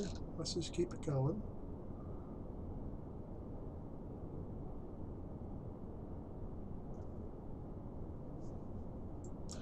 See what the exhaust thing looks like. Oh, look, that's beautiful, isn't it?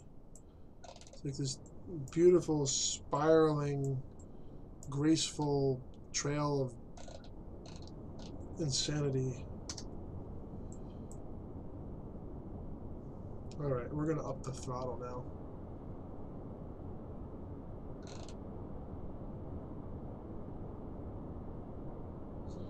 Eventually it will pull itself apart if the throttle stays like. Okay, that's right at the brink there.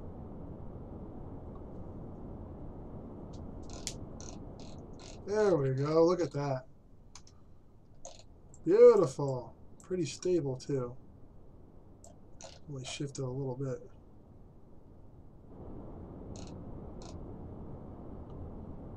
There you go. That should give you a. So if that's spinning like, well, that was 1, 2, 3. It's at 1 RPM.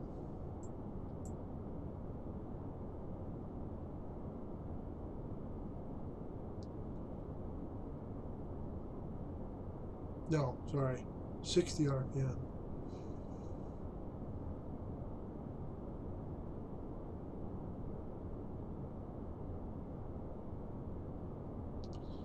Okay.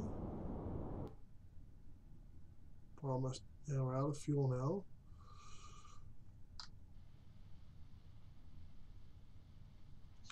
You're gonna spin down.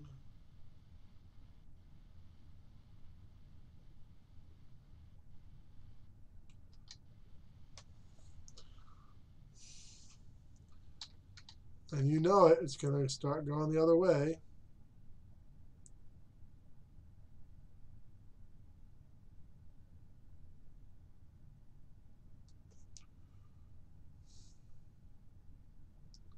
There, it's even itself out. Yes! And then you just...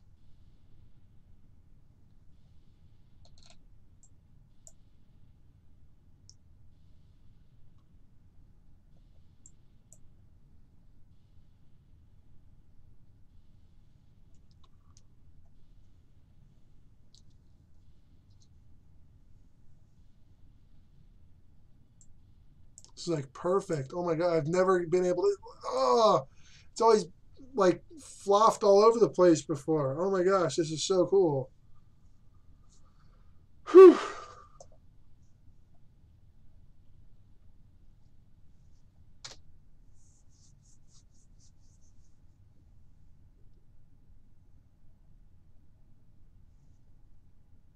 Not going to touch this at all. It's actually doing really well. No. Oh, no, no. No! Damn it.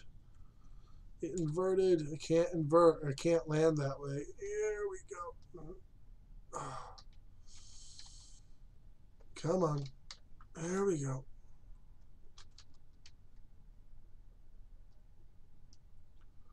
Well, we have these things called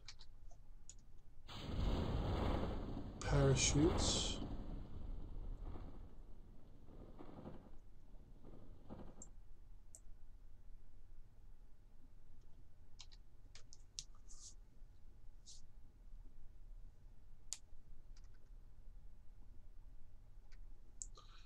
All right. So the parachutes should be able to... that's neat looking, isn't it? The parachute should be able to bring us back down fairly flat. Yeah, there we go. The RCS helps too.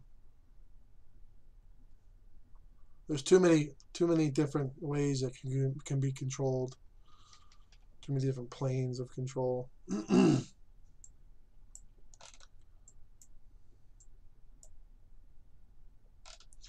gonna land it right here, nice and easy. Right back where it started. Well, near it anyway.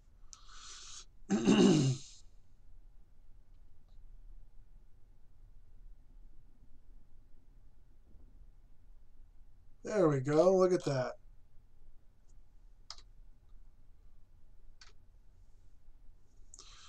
What happens if we turn on... Well, firstly, that was an excellent shot there. Revert to launch. What happens if we enable unbreakable joints and all that? Let's see what happens. Because the faster it spins, the faster it goes up. And at one point, it actually is becoming very efficient at going up with how much fuel it's using. So, unfortunately, that point is above the point where it flies apart. So let's do that real quick.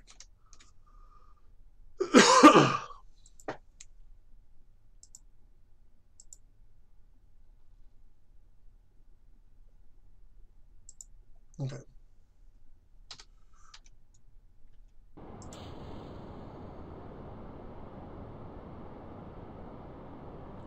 Here we go. There we go. Oh man, this thing is really moving now. It may fly apart anyway.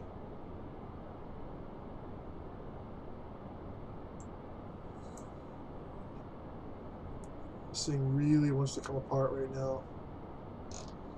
Now you can see, if I zoom out, how tall the exhaust trail is. Normal, remember before it was a little, like maybe a fifth of that. This thing is going for some serious vertical speed here.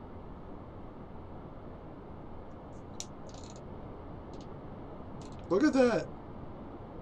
That is hilarious.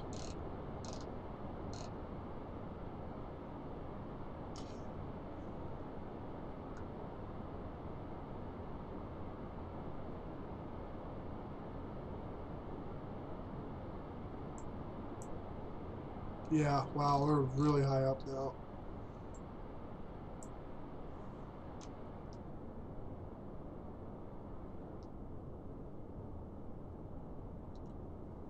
There we go.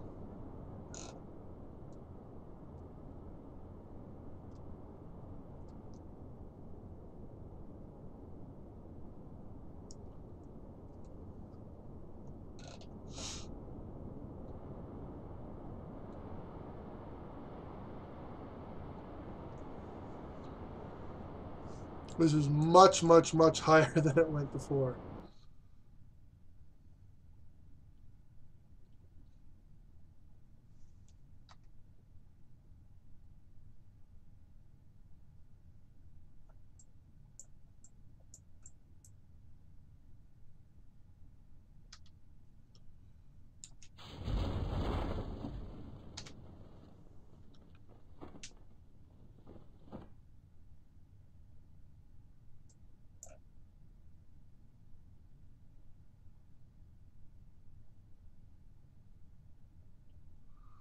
This is actually kind of fun looking. Here we go. It goes in, out, in, out, in, out, and it's like some weird piston engine or something.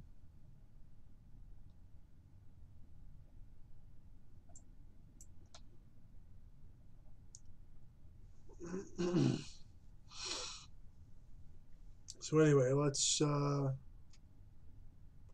So I've been tinkering around with this sort of using aerodynamics, not parachutes, but aerodynamics to slow down the descent. And I've built a craft that you can launch and land the top half of it only with air brakes. I mean, there is a parachute to take the edge off at the very end, but you can get it down from above the atmosphere to the ground or the ocean or whatever with nothing more than air brakes.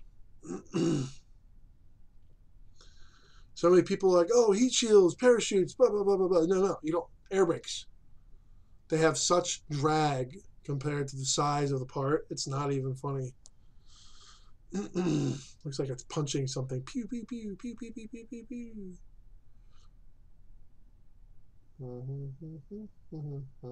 Should probably put an RTG in here at some point. Where the heck is this thing going? It's like flying all over the place. All right, let's just see where this thing is going. If it lands back on the pad, that's going to be insane. Okay, that will be pure insanity.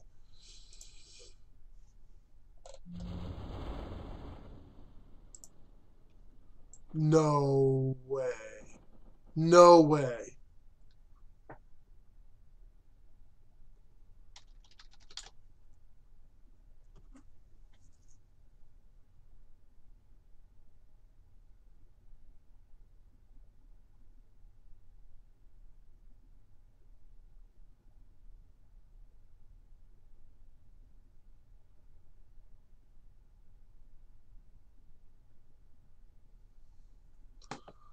Oh my god. Well, it's going to be really close. Let's. So having the RCS on right near the top actually reduces the amount of flapping around. That's pretty cool, actually.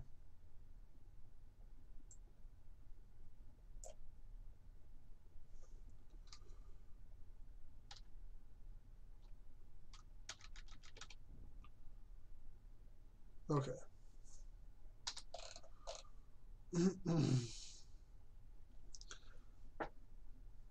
Okay, let's turn on infinite. Whoops. Infinite fuel.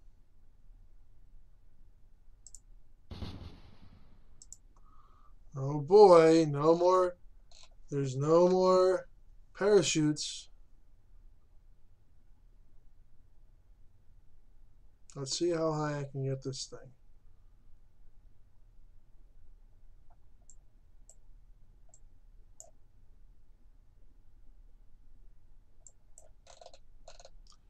like a merry-go-round from hell.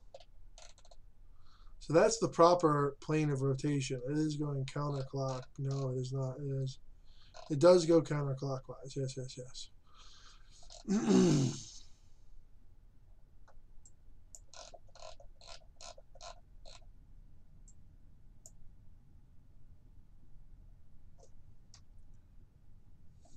I can't even wait to see this. Oh my God, look at that.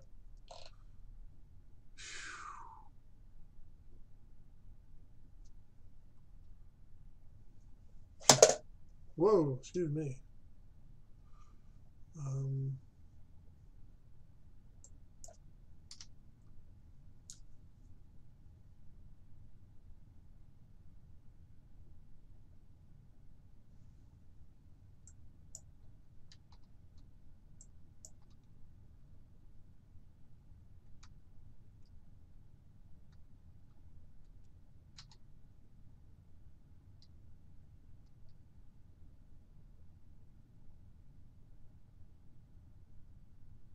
Okay.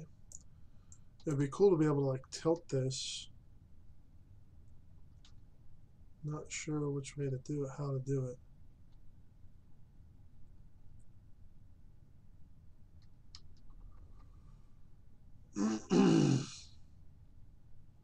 There we go. Look at that. There's actually some forward momentum now. There we go.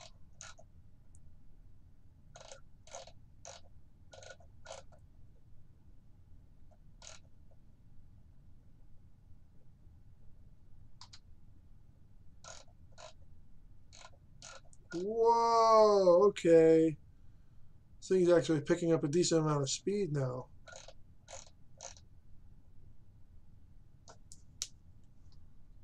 Okay, let's... How do I do this?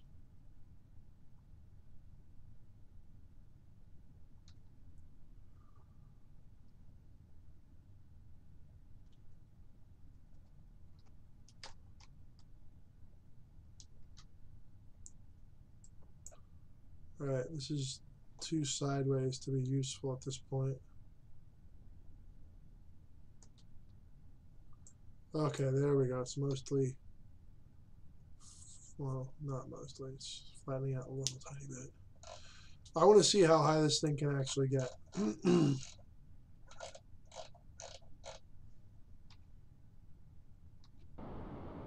There we go.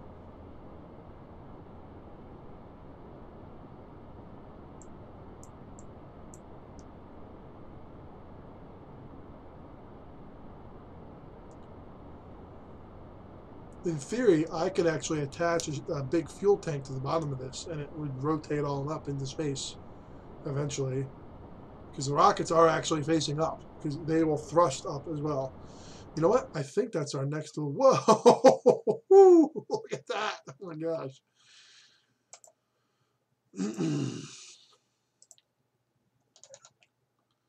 All right, let's.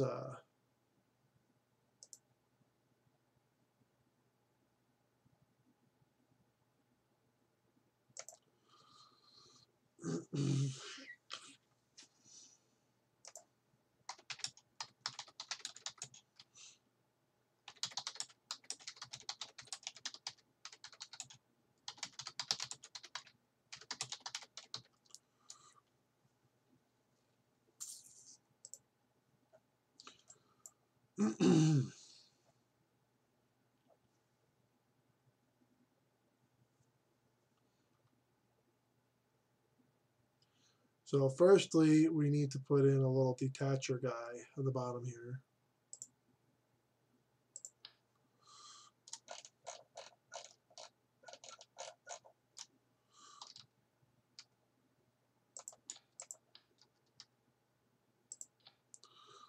Okay, we have to enable the cross feed.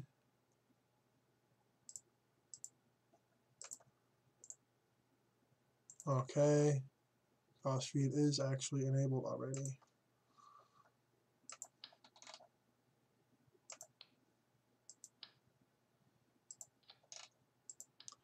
I'm curious as if to how well this can lift. So let's find out. The bottom of that has to be protected, so just give me a second here.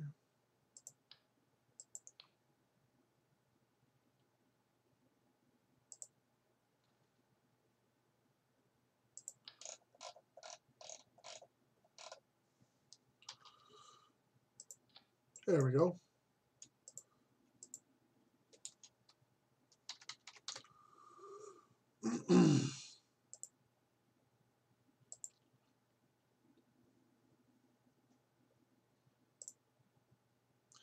Okay, let's see if we can do this.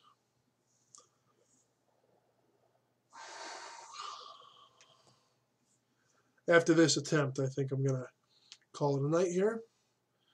Pick back up tomorrow. Tomorrow, I think I'll just be doing Minecraft. I might do a few little bits and bobs trying to sort out that larger aircraft. That's pretty frustrating.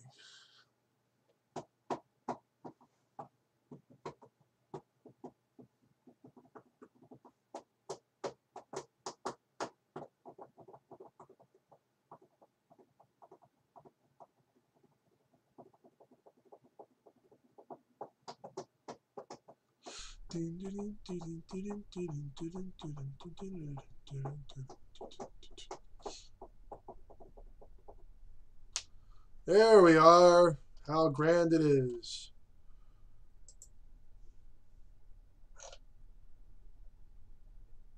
Probably put like rigid attachment and stuff on.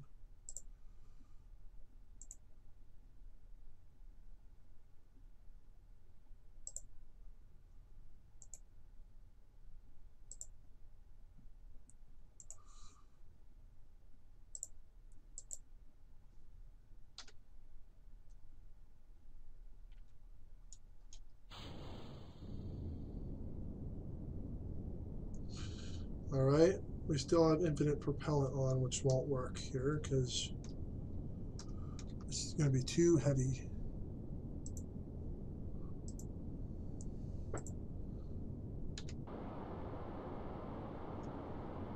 Oh, it's already broken, I can tell.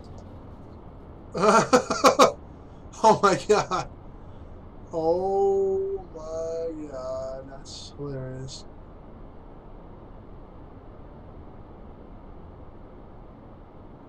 Alright, well, let's revert to launch. Clearly it needs to be throttled up much more quickly, so let's try that.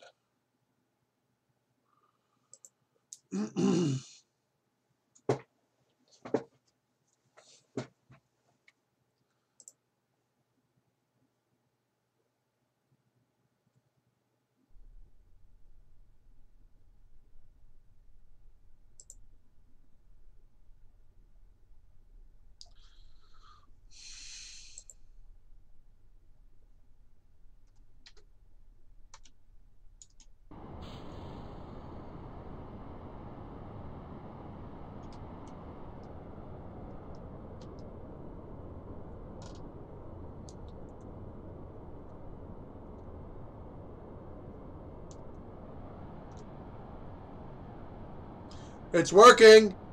Yes, it's lifting off. Oh my god.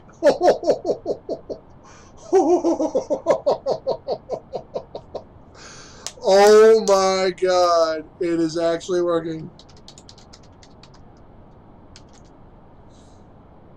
That is hilarious. Oh my god, you can see how much strain these things are lifting up all this mass. Oh my gosh. Oh man. Yeah, these things when I like pull apart, probably. Yeah, look, you can see right through there. All right. Well, I'm just gonna let this run.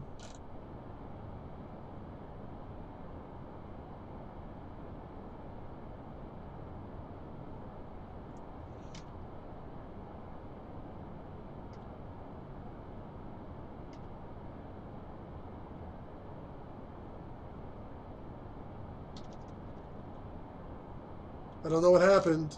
I lost a lot of something there.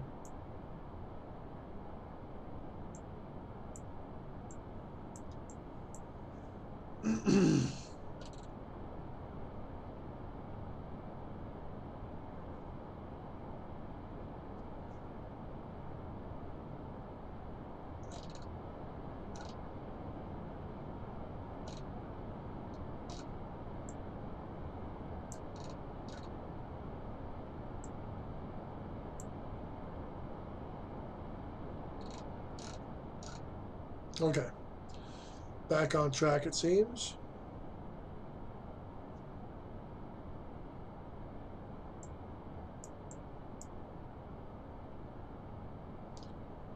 Oh my god, I cannot believe this is working.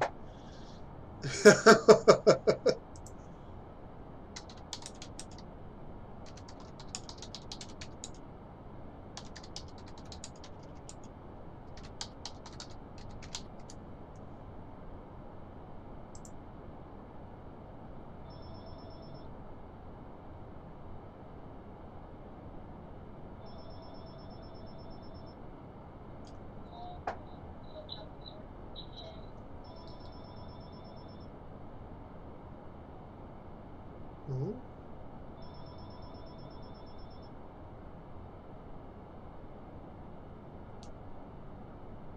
Hmm. All right, so let's see how high this will go.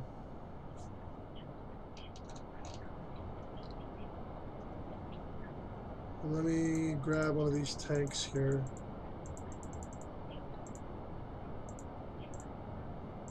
All right, so we actually want to prioritize fuel emptying from this tank at the bottom here.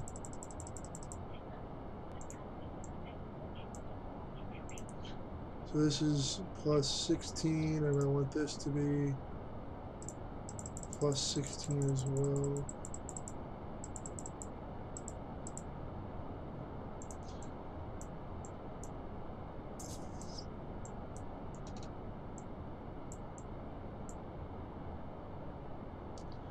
Okay, I'm actually losing a bit of control here. That thing I did earlier probably cost me a bunch of altitude, I'm sure.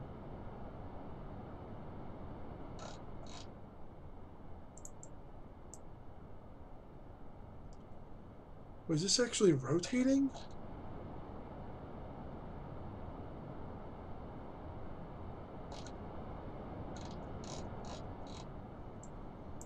Okay, this is actually rotating really slowly now.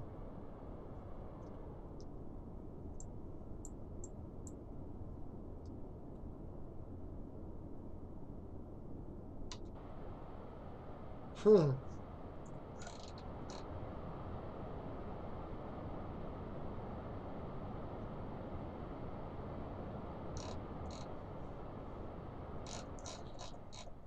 Yeah, that actually was not rotating.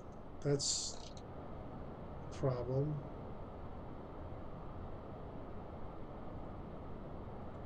There we go. Something was not working there for a second.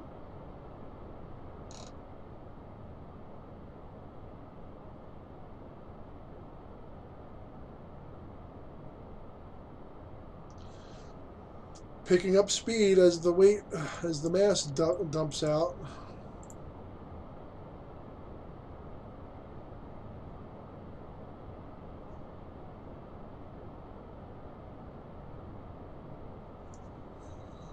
Come on.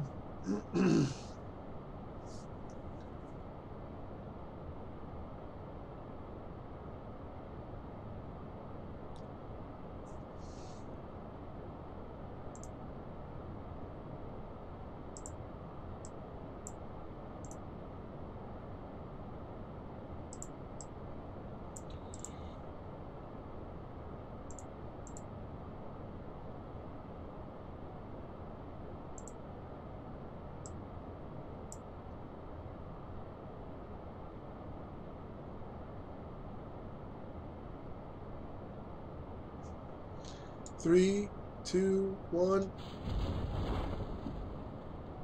No, I staged it wrong. No.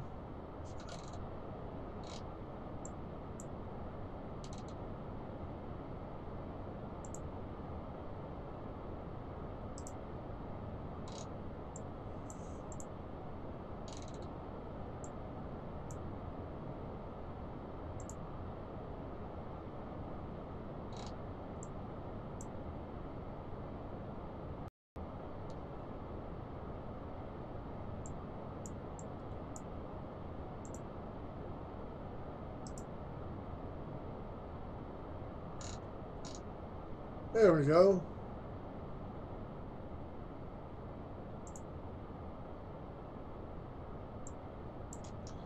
All right, I'm gonna have to redo that now because.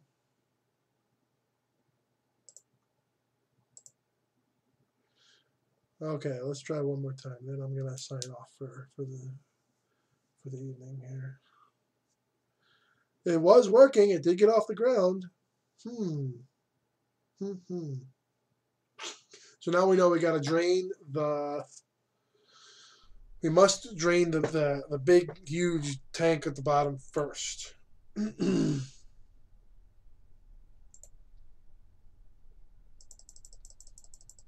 put this at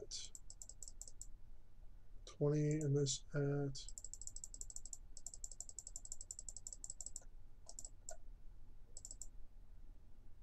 20. Okay.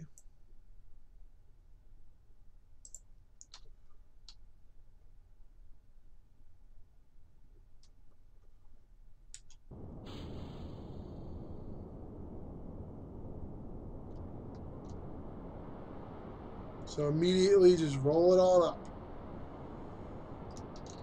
Is it working yet? There it goes. There it goes. Oh man, I really want this thing to stay stable. I'm not going to touch it at all.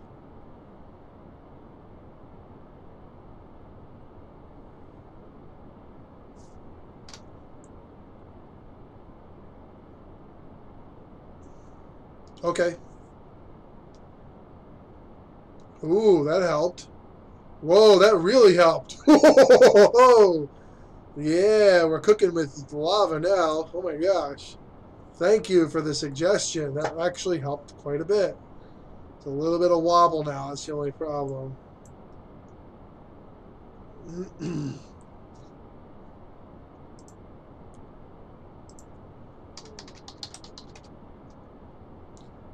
All right, let's see what this thing will do. 20.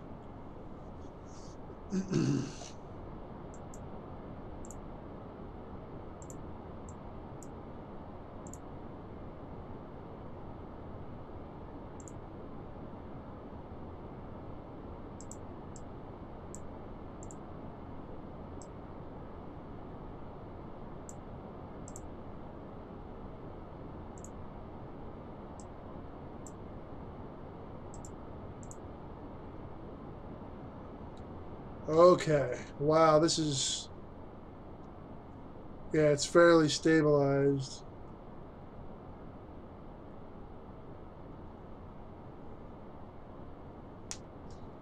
Wow, that's pretty epic, actually. Minute 30 into the flight, and we're at 1,500 and climbing. almost 23 meters per second. Vertical.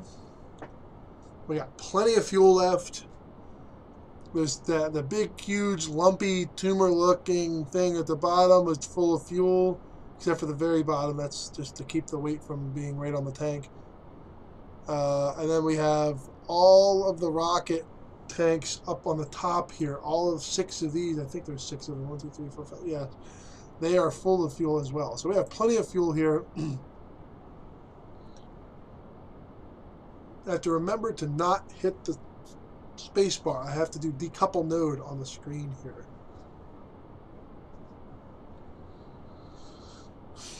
Man, we got days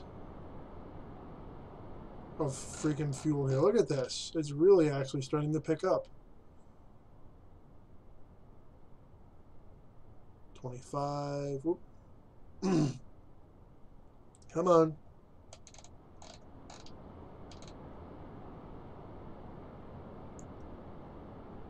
Now this is purely the lift from the angle of the tail fins.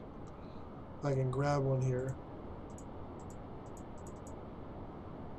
It's purely, it's not done. Nothing is going on here. It's lifting itself without any input for me at all. You can see the control input scale there on the bottom left. There's nothing in there. Now it's up to 27 and a half, almost 28 now.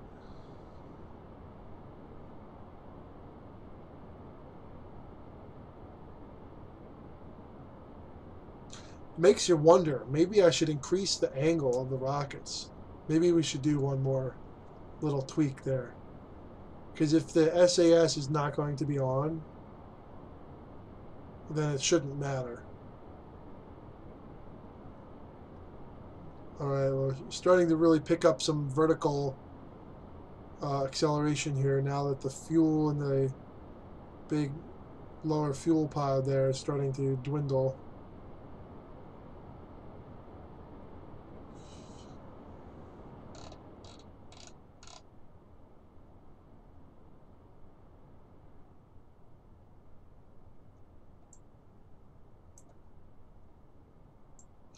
I believe this is the highest that it's been at this point.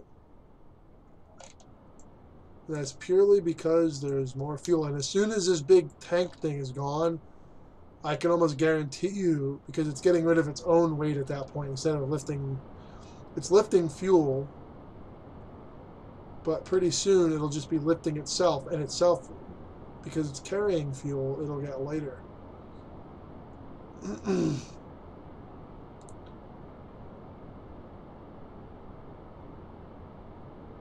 I mean, there's not much to it. It's basically a big flying gas can.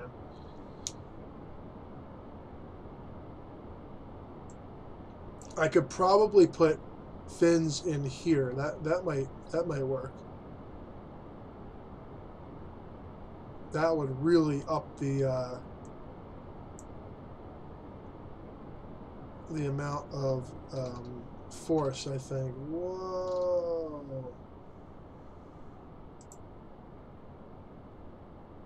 Whoa! Okay, don't come apart on me now.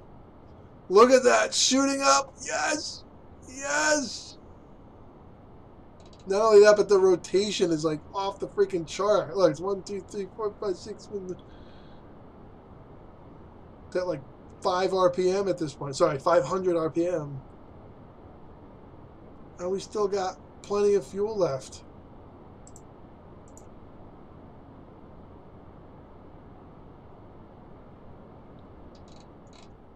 Wow, that's that's special.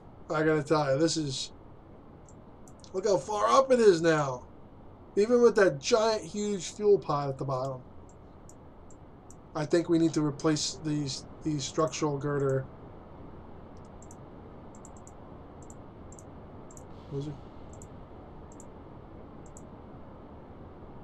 Whoa, look at that, it's all flying apart.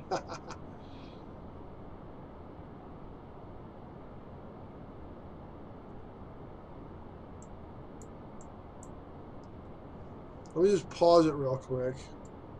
Look to the side or something and pause it. Look at that.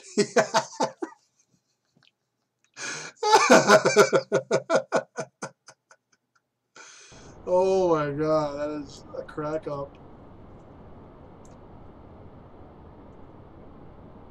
Wow, look at that. We're at 41.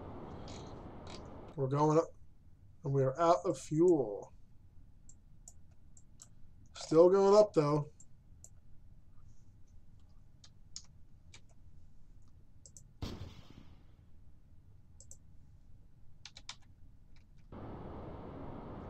Yep, I'm cheating.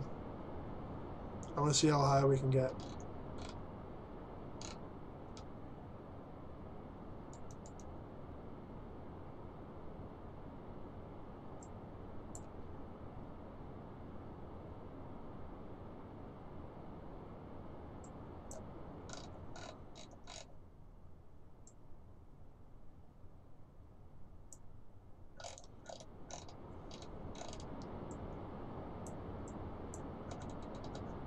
Yes.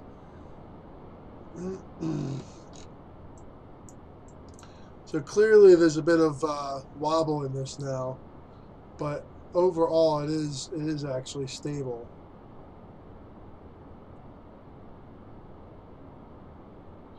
This is probably spinning at about 1,000 RPM at this point.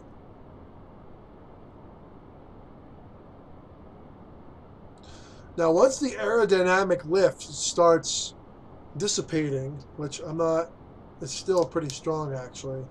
It'll start dissipating around 20,000, I think.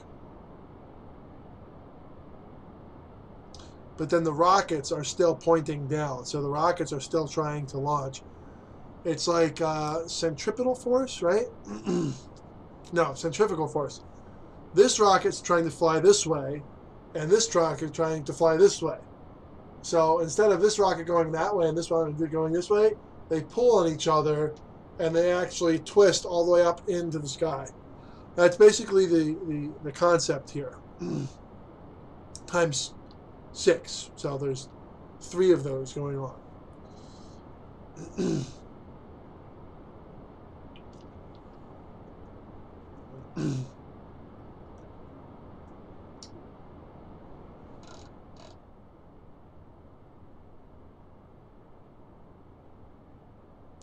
Now those big spikes, they will start getting smaller as we go up towards 20,000 meters,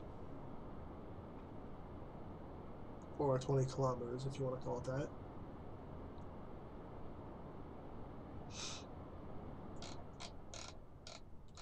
So we've gone from a piddly little 20-something meters per second vertical speed to 57 and climbing. We've more than doubled our vertical speed.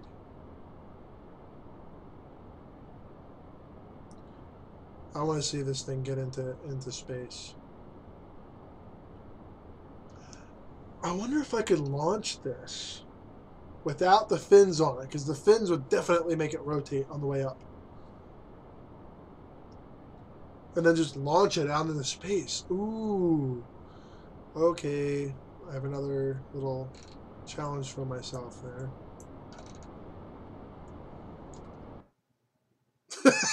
The girder segments aren't even like aligning anymore. Oh my god, that's hilarious. 61. We've almost tripled our original speed of 23 meters per second, I think it was.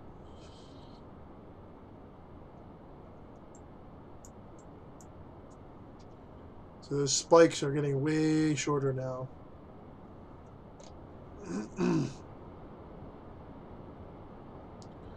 Up near around 23 kilometers, they'll be really short.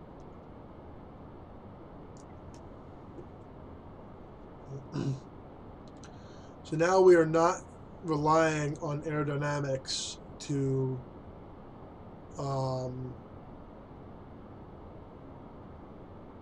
we're relying solely on the momentum and the force trajectory of the rockets at this point. I mean, you can see the acceleration is picking up now, 60, 70.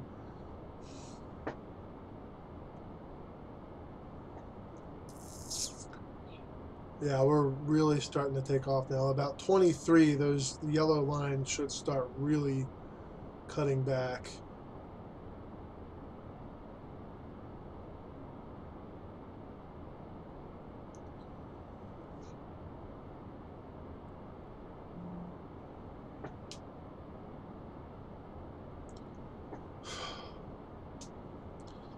Wow, this is almost coming up towards the beginnings of launch velocities. Pretty impressive, actually. Yep, there we go, 23, and you see the yellow things are little tiny spikes now. Let's turn that off.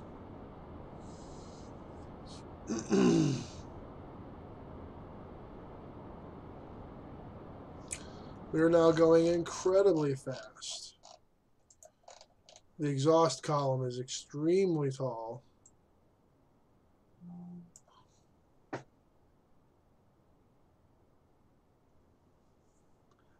So,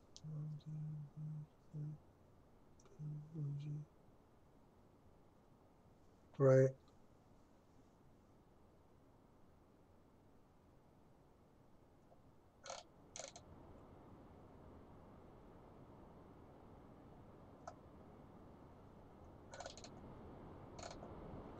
Sorry, I'm doing some birthday stuff. Ooh, look at that. Birthday stuff for some family this weekend. Trying to make sure that everything is coordinated. Multitasking. Come on, we can do this. Oh, this is totally going into space. Wonder what the trajectory.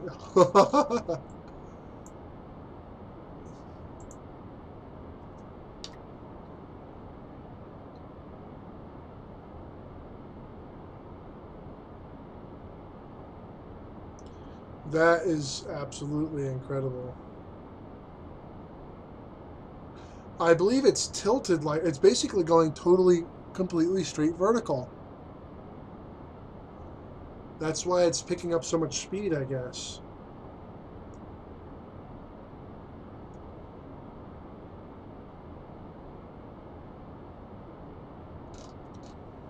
Hope I don't knock into anything.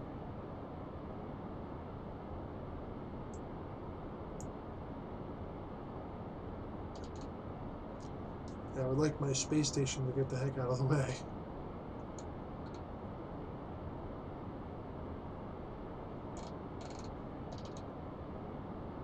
Whoa, what's going on here? Oh.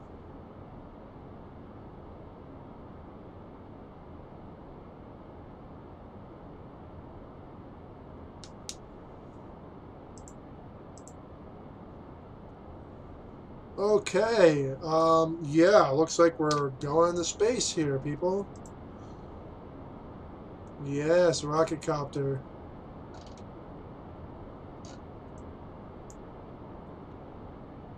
Oh.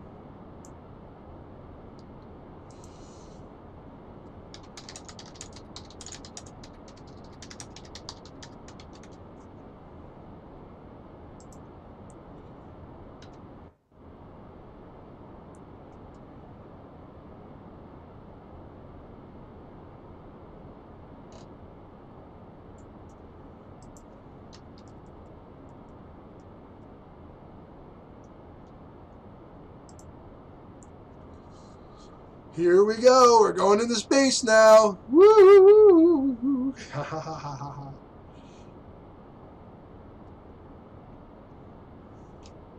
So for those tuning in, trying to figure out how this thing's working, this is how it's working. These modular girders connect to the probe core, and then the rocket tank sits on the end of the modular girder. Then the aerospike engine sits at the back. Aerodynamic cone sits at the front, and these stabilizer thing bits sit on the outside. And these are specifically for when it's down in the atmosphere. It doesn't need these anymore. Yeah. I can't even believe this. Oh man, I hope it doesn't knock into anything. Whoa! Okay, it actually might slam into something here. I have to be careful. Very crowded sky up here. There it is. There it goes. Holy cow, that was actually relatively close.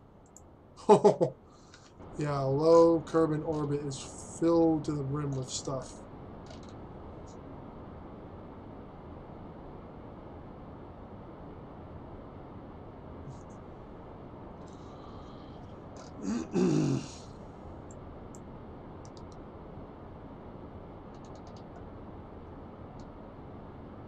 Let's try to get escape. Okay, I do have some concerns now about this impact because it's right on the plane of the majority of these orbits here. 1,000 meters per second vertical and climbing.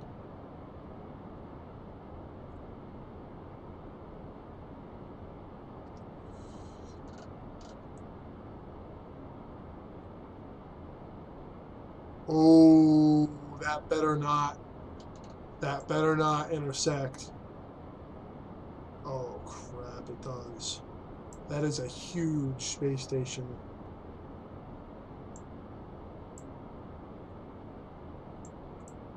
How big is it?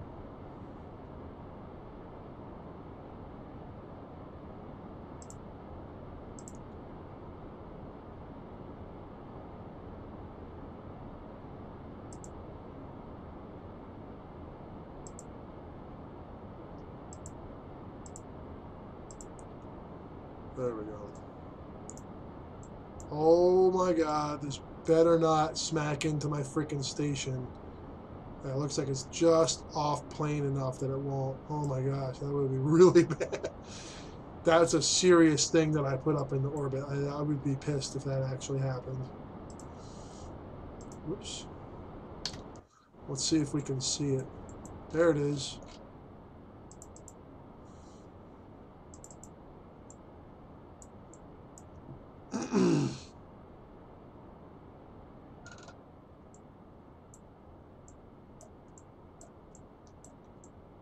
There's a Space Center down below there. What else is there up here? It's a lot. The view gets so much. It's all shaky. Okay. Phew. I think we're in the clear here at this point. Yep.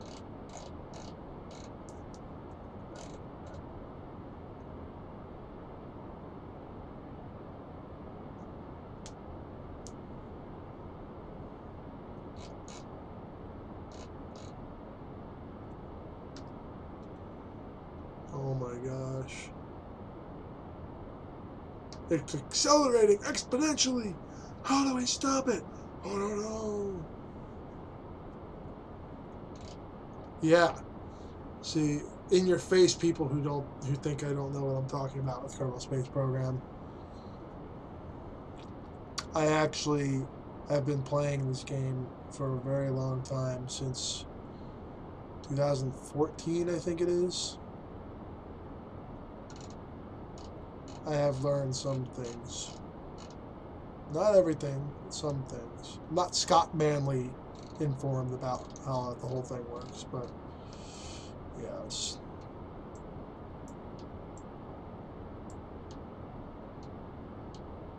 Whoa!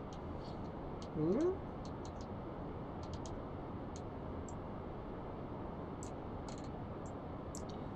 Look at all that big orbital mess there.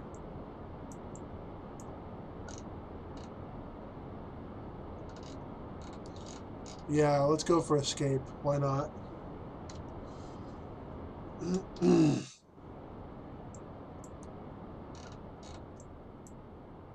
soon as it gets escape, I think I'll just turn the infinite propellant back off again.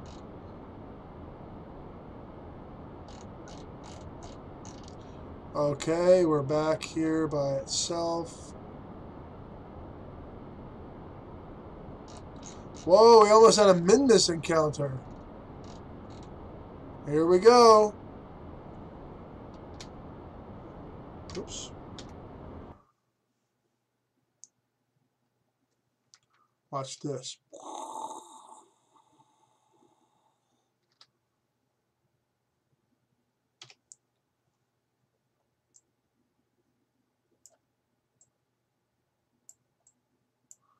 Um,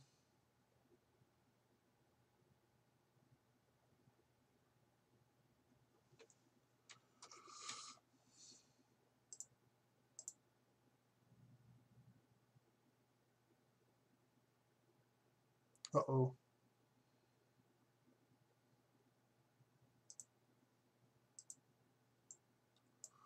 That's actually kind of hilarious. All right, this thing is all mutated looking. Oh my gosh. Let's get that out of the way real quick. Uh-huh. I like this one over here. It's like completely separated. But all of the fins, they all have like daylight between them, and the oh man, this is hilarious. Look at this thing.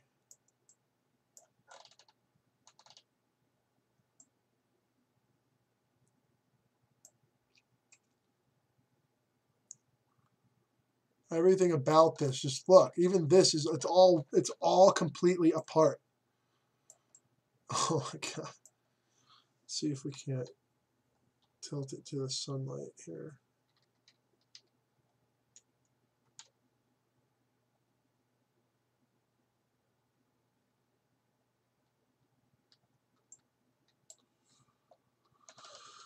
Oh, reminds me of like the colors of like Buzz Lightyear or something.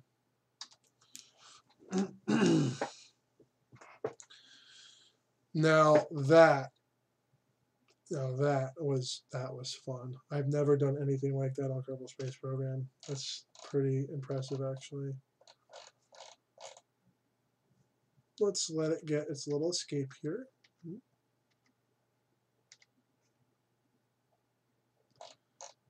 No more relay connection.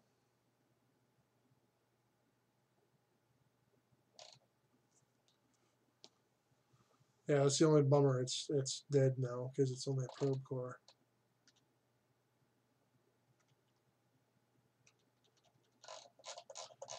Let's see what its orbit looks like. Oh, interesting.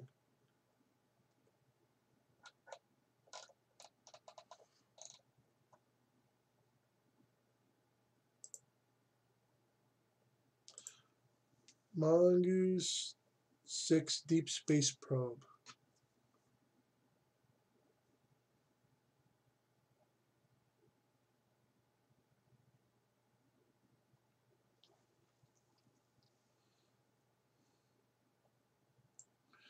Wait a minute.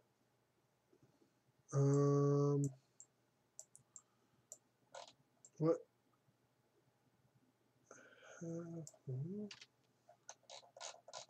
No, it's not the right one. There. The probe is actually the the second or third stage. Actually, it has a probe core on it.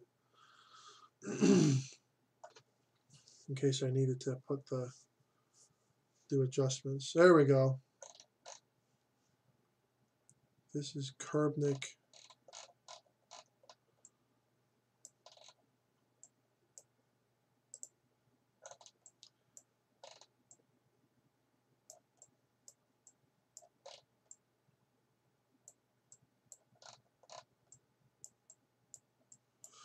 Yeah, the light actually out here is pretty weak. So we have a bunch of batteries here. I don't even know what's underneath. Oh, it's just on this. It's just like mounted on the right on the. Oh no, those are batteries underneath there too. So this is a whole big bank of batteries. Huge solar panels. Got the xenon.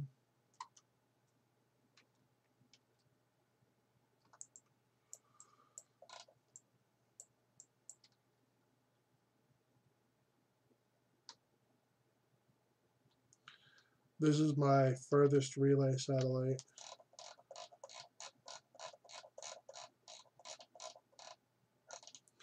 So if anything goes really far, it'll be contacting this. I need to put up a couple more of them so it's like a big flower looking thing. So we don't have any dead spots or, but yeah, radio waves in here, the point-to-point waves can't go through some of the planets and stuff, so it'll blank out. If it blanks out, I could lose control for like forever. So let's check out this guy, Mongoose 6 Relay. Mongoose 6 Relay. What could that be? Just curious. Then I really got to get going here.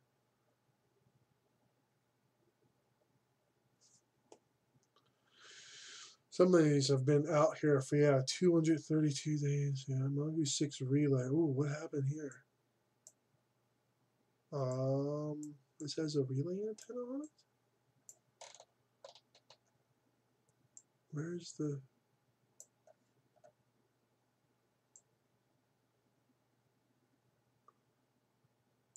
I must have a relay antenna tucked around in there somewhere. It has science experiments on it. Oh. Oh, that's right. This is this is that same stage that we saw before, but it's reconfigured to do science. That's right. I don't know where the heck I put the freaking antenna though.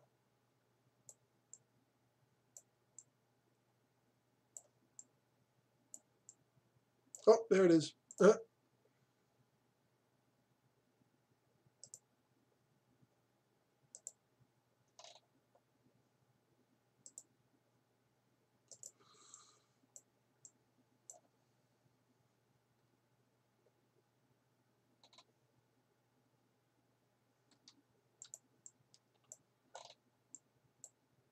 Oh, I don't have probe control, unfortunately. Yeah, that's not, it's too far away.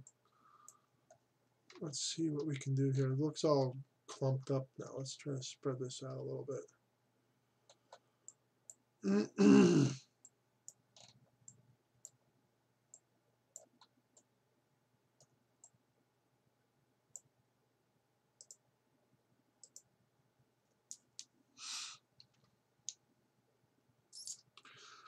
Yeah, I've actually done quite a bit with relays and interplanetary probes and stuff. I want to get to an actual Mongoose 6 probe though.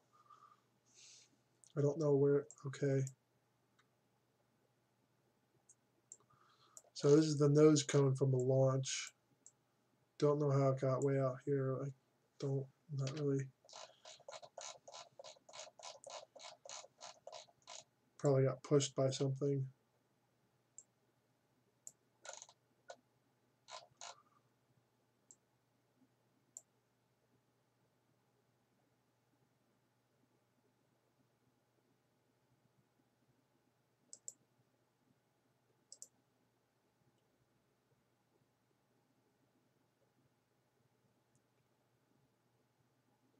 Oh, here we go. A probe. Yeah, I got to get rid of some of these because they're just second stages hanging or third stages or whatever hanging around. It's basically the thing that puts it in its final orbit, whatever that is. And then it has ion engines to adjust after that, the actual probe itself. Yeah, see, I need to.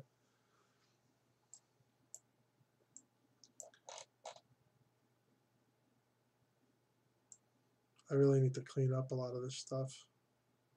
This is a much older. It's a much older one. Let's get rid of this.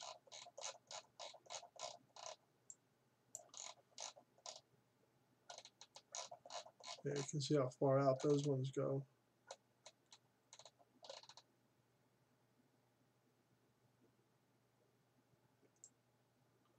Where the hell is the actual Mongoose?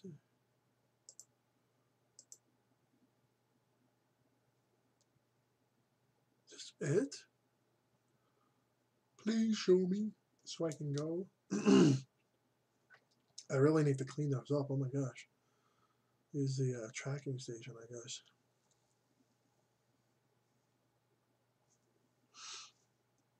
No, another one. What the? Oh. It is another one. Oh, maybe. No, this is the same one, actually. It's just the orbit, it came in. Yeah, I think this is the same one that we poked at earlier. Alright, this is getting a little bit frustrating. Like, what the heck?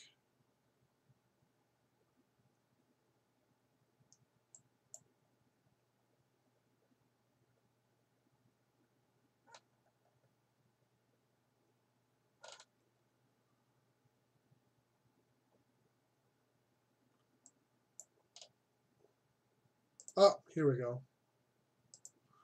Mongoose 6.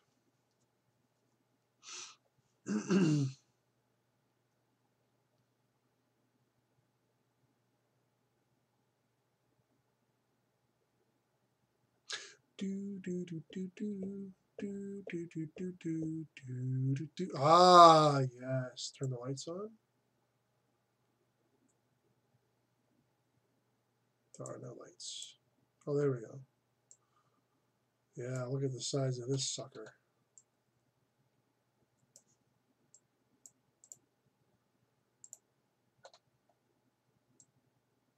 Mm-hmm.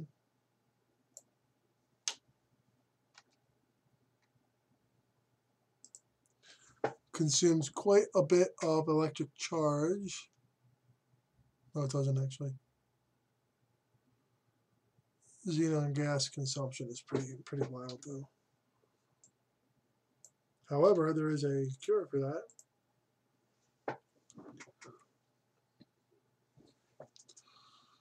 No, actually, there's not. Let's see.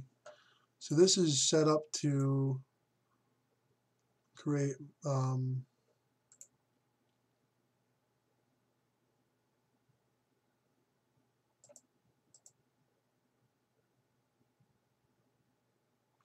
so monopropellant. Okay.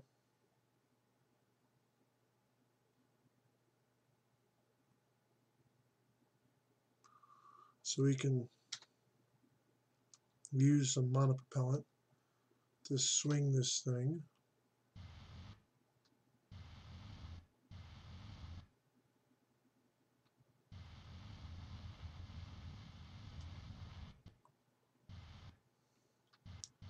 It's a pretty big beast here, actually. And it is manned. The crew capsule is right in here. This whole area in the back here is basically just all, yeah, xenon container and stuff. It's pretty insane, actually.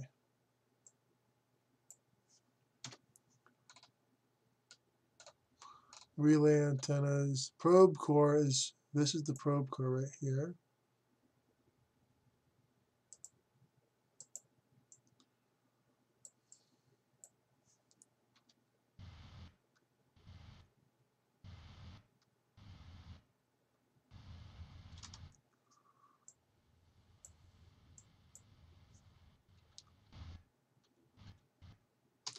Don't want to mess around with it too much. So yeah, so I have the docking port right on the front here. It's a pretty huge craft too, actually. It's 92 tons, 390 parts, situation orbiting. All right, so thank you everyone for tuning in today. I do appreciate it. You can always come back here and watch this in the future if you want to do any reference. I think we're just going to leave that as it is, Space Center. But yeah, as you can see, I have things under control here with Kerbal Space Program. I know what I'm doing to an extent. To the extent that I can make things work. I don't rely on mods or anything like that. I like the game by itself. You know, if I wanted mods, it's like having Game Genie. It's like some games, Game Genie is just takes away. It's like, oh, look at me, let me do. Something actually makes it harder. You can actually put codes on Game Genie that makes the game harder. However, I like this game for what it is. Just like Minecraft, I like it for what it is. So I do appreciate anyone who's tuned in today. Tune in again, maybe I think tomorrow. I'm going to do about an hour. Now I need to have some actual the rest of my dinner here. So thank you everyone again for tuning in. I hope you have a wonderful 2018, and I'll see you next time.